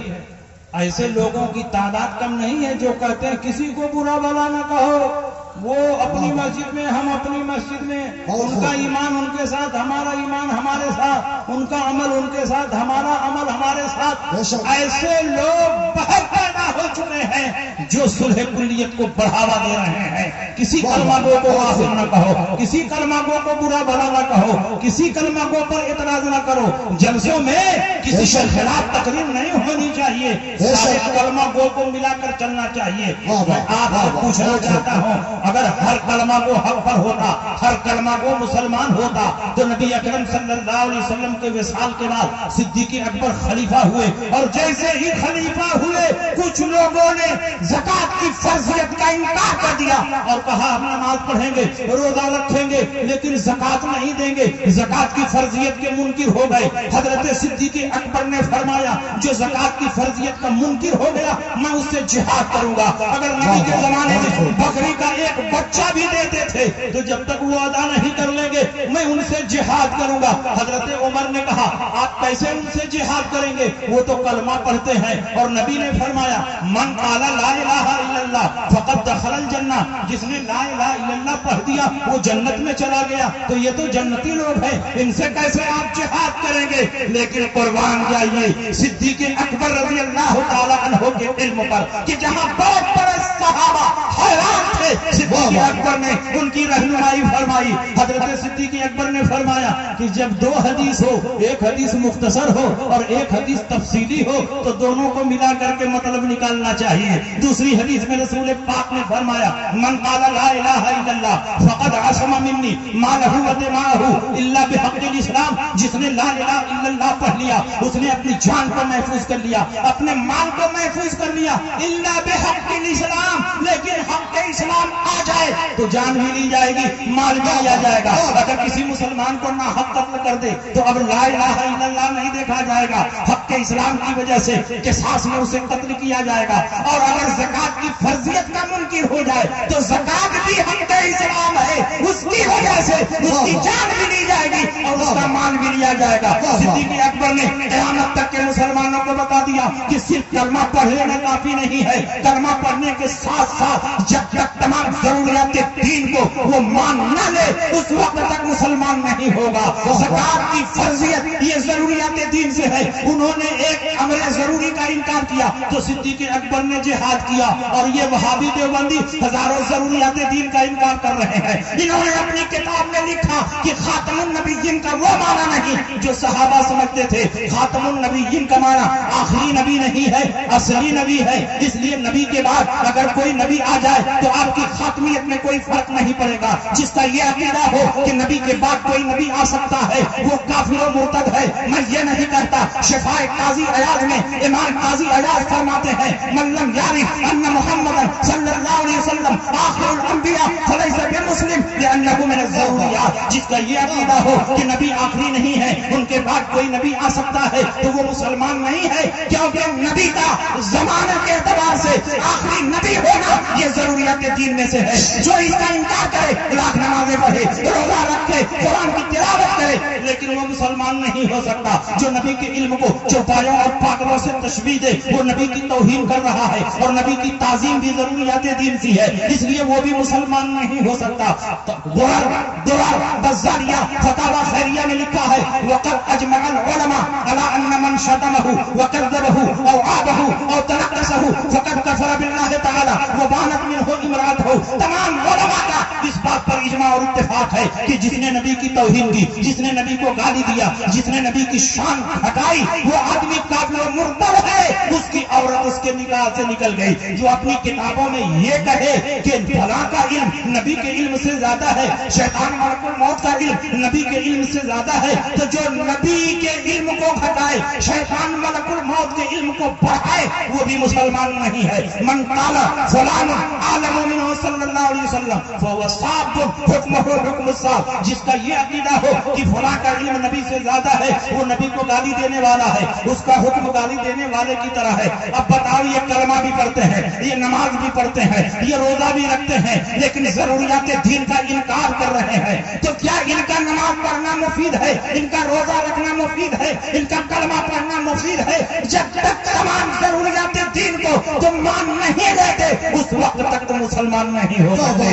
مفتی اعظم علیہ رحمت و رضوان کی خدمت میں ایک شخص حاضر ہوئے۔ مفتی اعظم دن بھر تعویذ لکھتے رہتے تھے، بھیڑ لگی رہتی تھی، اور جب کوئی آدمی آ کر چپ چاپ بیٹھتا تھا اور کچھ بتاتا نہیں تھا تو آپ خود ہی پوچھتے تھے بتائیے کیا کام ہے، کس لیے آنا ہوا، تو اس کی ضرورت کی تکمیل فرما دیتے۔ حضور مفتی اعظم ہند کی بارگاہ میں ایک شخص آیا بیٹھا رہا، آپ نے پوچھا کوئی ضرورت ہو تو بتائیں، کہا نہیں حضرت سے ملنے کے لیے آئے ہیں۔ پھر بیٹھا رہا، پھر مفتی اعظم نے پوچھا کوئی ضرورت ہو تو بتائیں، کہا حضور ایک مسئلہ سمجھنا ہے۔ کہا پوچھئے کون سا مسئلہ سمجھنا ہے؟ تو اس نے کہا امام اعظم ابو حنیفہ کا مسلک یہ ہے کہ اہل قبلہ کی تکفیر نہیں ہونی چاہیے، جو قبلہ کی طرف منہ کر کے نماز پڑھتے ہیں ان کو کافر نہیں کہنا چاہیے۔ امام اعظم ابو حنیفہ رضی اللہ عنہ کا یہی مسلک ہے۔ مفتی اعظم نے کہا بالکل صحیح ہے۔ تو اس نے کہا پھر دیوبندیوں کو کیوں کافر کہتے ہیں، اہل حدیث کو کیوں کافر کہتے ہیں، تبرعی شیعوں کو کیوں کافر کہتے ہیں؟ حضور مفتی اعظم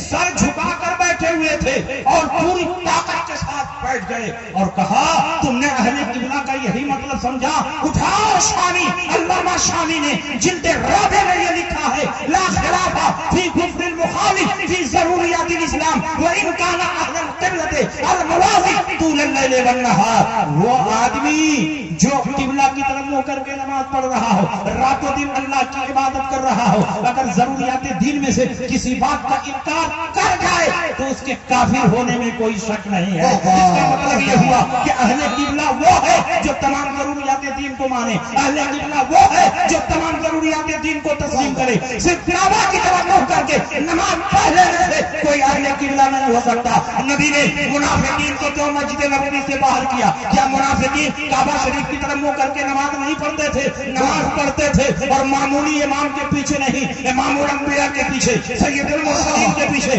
اس کے باوجود ان کے دل میں نبی کی تعظیم نہیں تھی، اور نبی کی تعظیم ضروریات دین سے ہے، تو اللہ نے وہی کے ذریعے ان کے ناموں کی خبر دی۔ نبی نے جمعہ کا خطبہ دیتے ہوئے فرمایا یا فلاں اخرج فإنک منافق، اے فلاں تم نکل جاؤ تم منافق ہو، اے فلاں تم نکل جاؤ تم منافق ہو، اے فلاں تم نکل جاؤ تم منافق ہو۔ نبی نے منافقین کو اپنی مسجد سے کیوں باہر کیا؟ وہ تو نبی کے ساتھ جہاد کرتے تھے، مسجد نبوی میں نماز پڑھتے تھے، کعبہ کی طرف منہ کر کے نماز پڑھتے تھے، اس لیے کہ ان کے دل میں نبی کی تعظیم نہیں تھی۔ نبی کی تعظیم ضروریات دین سے ہے۔ اس کا مطلب جو کلمہ پڑھے اور نبی کی تعظیم نہ ہو، کلمہ پڑھے اپنی کتابوں میں توہین کرے، کلمہ پڑھے نبی کے علم کو چوپالوں اور پاگلوں سے تشبیہ دے، کلمہ پڑھے اور ضروریات دین کا انکار کرے، کلمہ پڑھے اور نبی کے بعد نئے نبی کے آنے کو ممکن جانے، کلمہ پڑھے شیطان ملک الموت کے علم کو بڑھائے، کلمہ پڑھے نبی کے میلاد کو کنہیا کے جنم دن سے تشبیہ دے، کلمہ پڑھے سامنے کھانا رکھ کر فاتحہ پڑھنے کو وائد پڑھن سے تعبیر کرے، کلمہ پڑھے نبی کو مر کر مٹی میں ملنے والا بتائے۔ ایسا آدمی لاکھ کلمہ پڑھے لیکن مسلمان نہیں ہو۔ نعرہ تکبیر، نعرہ رسالت، مفتی شمشاد صاحب قبلہ، مسلک اعلیٰ حضرت۔ اس لیے ایسے آپ چوکنا رہو، ہوشیار رہو، الگ رہو، دور رہو۔ اس لیے کہ اگر ان کے ساتھ اتحاد پیدا کرنے کی کوشش کرو گے تو نقصان تمہارا ہی ہوگا، ان کا کچھ بھی نہیں بگڑے گا۔ جب حلوہ اور گوبر کو ایک کرنے کی کوشش کی گئی تو نقصان حلوے کا ہوا، گوبر کا کچھ بھی نقصان نہیں ہوا۔ حلوہ جو دسترخوان کی زینت تھا، مہمان کی مہمان نوازی کا ذریعہ تھا، ضیافت کا وسیلہ تھا، کسی کو خوش کرنے کا سامان تھا، جیسے ہی گوبر کے ساتھ ٹچ ہوا آپ نے حلوے کو دسترخوان سے اٹھا کر کوڑا دان میں پھینک دیا، عزت کی جگہ سے ذلت کی جگہ میں ڈال دیا۔ گوبر کا کیا بگڑا؟ وہ تو پہلے سے کوڑا دان میں جانے والا تھا، حلوہ سے ٹچ ہونے کے بعد بھی کوڑا دان میں پہنچا، اس کا کوئی نقصان نہیں ہوا۔ نقصان ہوا تو حلوے کا ہوا، نقصان ہوا تو حلوے کا ہوا، عزت کی جگہ سے ذلت کی جگہ میں حلوہ پہنچا۔ اگر ان وہابیوں دیوبندیوں سے تم اتحاد کرو گے تو نقصان تمہارا ہوگا، ان کا کچھ بھی نقصان نہیں ہوگا، اس لیے کہ ان کے پاس کچھ بچا ہی نہیں جو برباد ہو جائے، ان کا سب برباد ہو چکا ہے۔ تمہارے سینے میں ایمان کا قیمتی سونا موجود ہے، اگر اس دولت کی حفاظت کرنا چاہتے ہو تو دین کے دشمنوں سے دوری اختیار کرو۔ بد مذہبوں کی صحبت تمہارے ایمان کے لیے زہر خاطر ہے، اس لیے اگر ایمان کی سلامتی چاہتے ہو تو دین کے دشمنوں سے دوری اختیار کرو۔ یہی پیغام قرآن کا ہے۔ قرآن میں اللہ نے فرمایا لا تجد قوما يؤمنون بالله واليوم الاخر يوادون من حاد الله ورسوله ولو كانوا آباءهم او ابناءهم او اخوانهم او عشيرتهم اولئك كتب في قلوبهم الايمان وايدهم بروح منه۔ اے نبی آپ نہیں پائیں گے ایسے لوگوں کو جو اللہ پر یوم آخرت پر ایمان رکھے، وہ اللہ اور رسول کے دشمنوں سے دوستی نہیں کر سکتے۔ وہ دشمن اپنا باپ کیوں نہ ہو، اپنا بیٹا کیوں نہ ہو، اپنا بھائی کیوں نہ ہو، اپنے کنبے اور قبیلے کا کیوں نہ ہو، جو لوگ اللہ اور رسول کے دشمنوں سے دوستی نہیں کرتے یہ وہ تناکن مسلمان ہیں جن کے دلوں میں ایمان کو اللہ نے جما دیا ہے، روح القدس کے ذریعے ان کی تائید و حمایت فرمائی ہے۔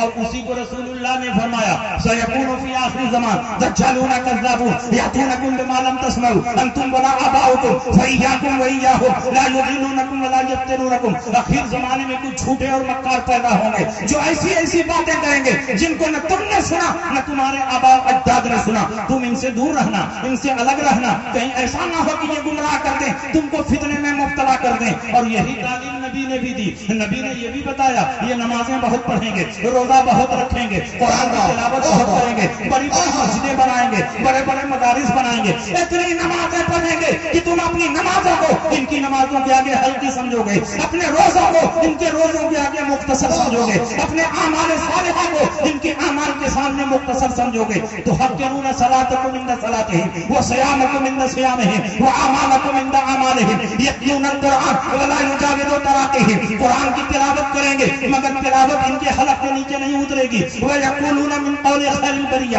بات بات پر رسول پاک کی حدیثیں پیش کریں گے۔ تو کیا نماز پڑھنے کی وجہ سے مسلمان ہوں گے، روزہ رکھنے کی وجہ سے مسلمان ہوں گے، قرآن کی تلاوت کرنے کی وجہ سے مسلمان ہوں گے؟ نہیں، یمرقون من الدین کما یمرق السہم من الرمیہ، دین سے ایسے ہی باہر ہوں گے جیسے تیر کمان سے باہر ہو جاتا ہے۔ نبی نے ایک اور واضح پہچان بتا دی، سیماہم التحلیل و مشمر العذر، ان کی پہچان یہ ہوگی کہ یہ سر خوب چھلوائیں گے اور پاجامہ بہت اونچا پہنیں گے۔ نبی نے کیوں علامت بیان کی، نبی نے کیوں نشانی بیان کی؟ تاکہ تم ان سے دور رہو، ان سے الگ رہو، اپنے ایمان کی حفاظت کرو۔ آج کے جلسے کا یہی پیغام ہے جو اعلیٰ حضرت نے دنیا والوں کو دیا۔ دشمن احمد پہ شدت کیجیے، ملحدوں کی کیا مرمت کیجیے، غیب میں جل جائیں بے دینوں کے دل، یا رسول اللہ کی کثرت کیجیے چرچا انہیں کا صبح و شام، جامع کافر پر قیامت کیجیے، مثل فارغ زلزلے ہو نزد میں ذکر آیات ولادت کیجیے، اور شرک ٹھہرے جس میں تعظیم حبیب، اس برے مذہب پہ لعنت۔ نعرہ تکبیر، نعرہ رسالت، مفتی شمشاد صاحب قبلہ، مسلک اعلیٰ حضرت، نعرہ تکبیر۔ میری تقریر ختم ہو گئی، انشاءاللہ پھر کبھی موقع آئے گا تو اور تفصیل کے ساتھ۔ ارے حضور 1.5 گھنٹہ آپ نے کہا تھا، ہم 1.5 گھنٹہ گھڑی دیکھو 10 منٹ سننا چاہتے، صرف ایک حدیث کو سننے کے لیے عقبہ ابن عامر سے مدینہ منورہ سے مصر کا سفر کر کے گئے۔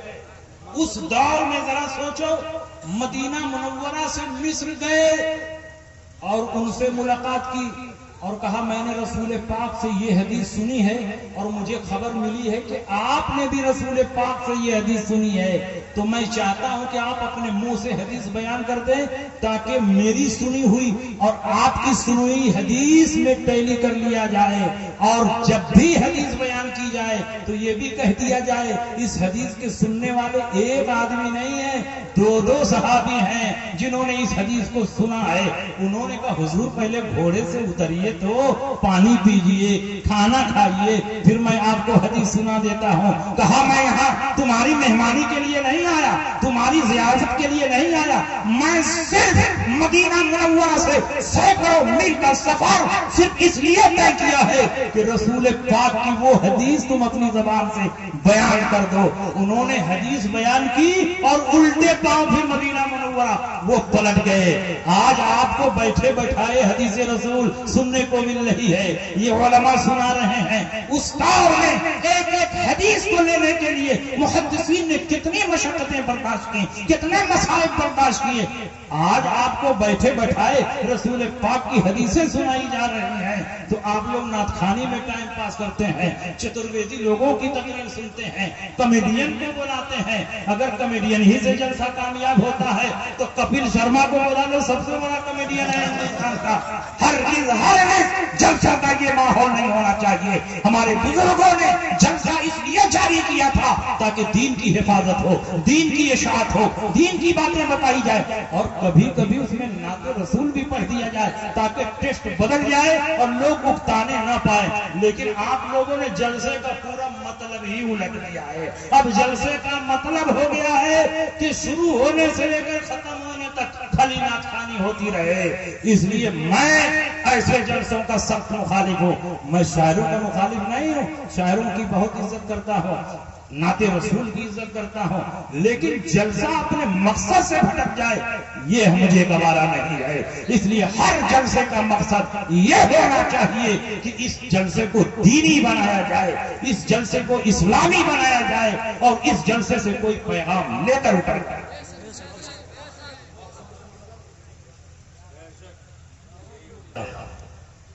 اعلیٰ حضرت امام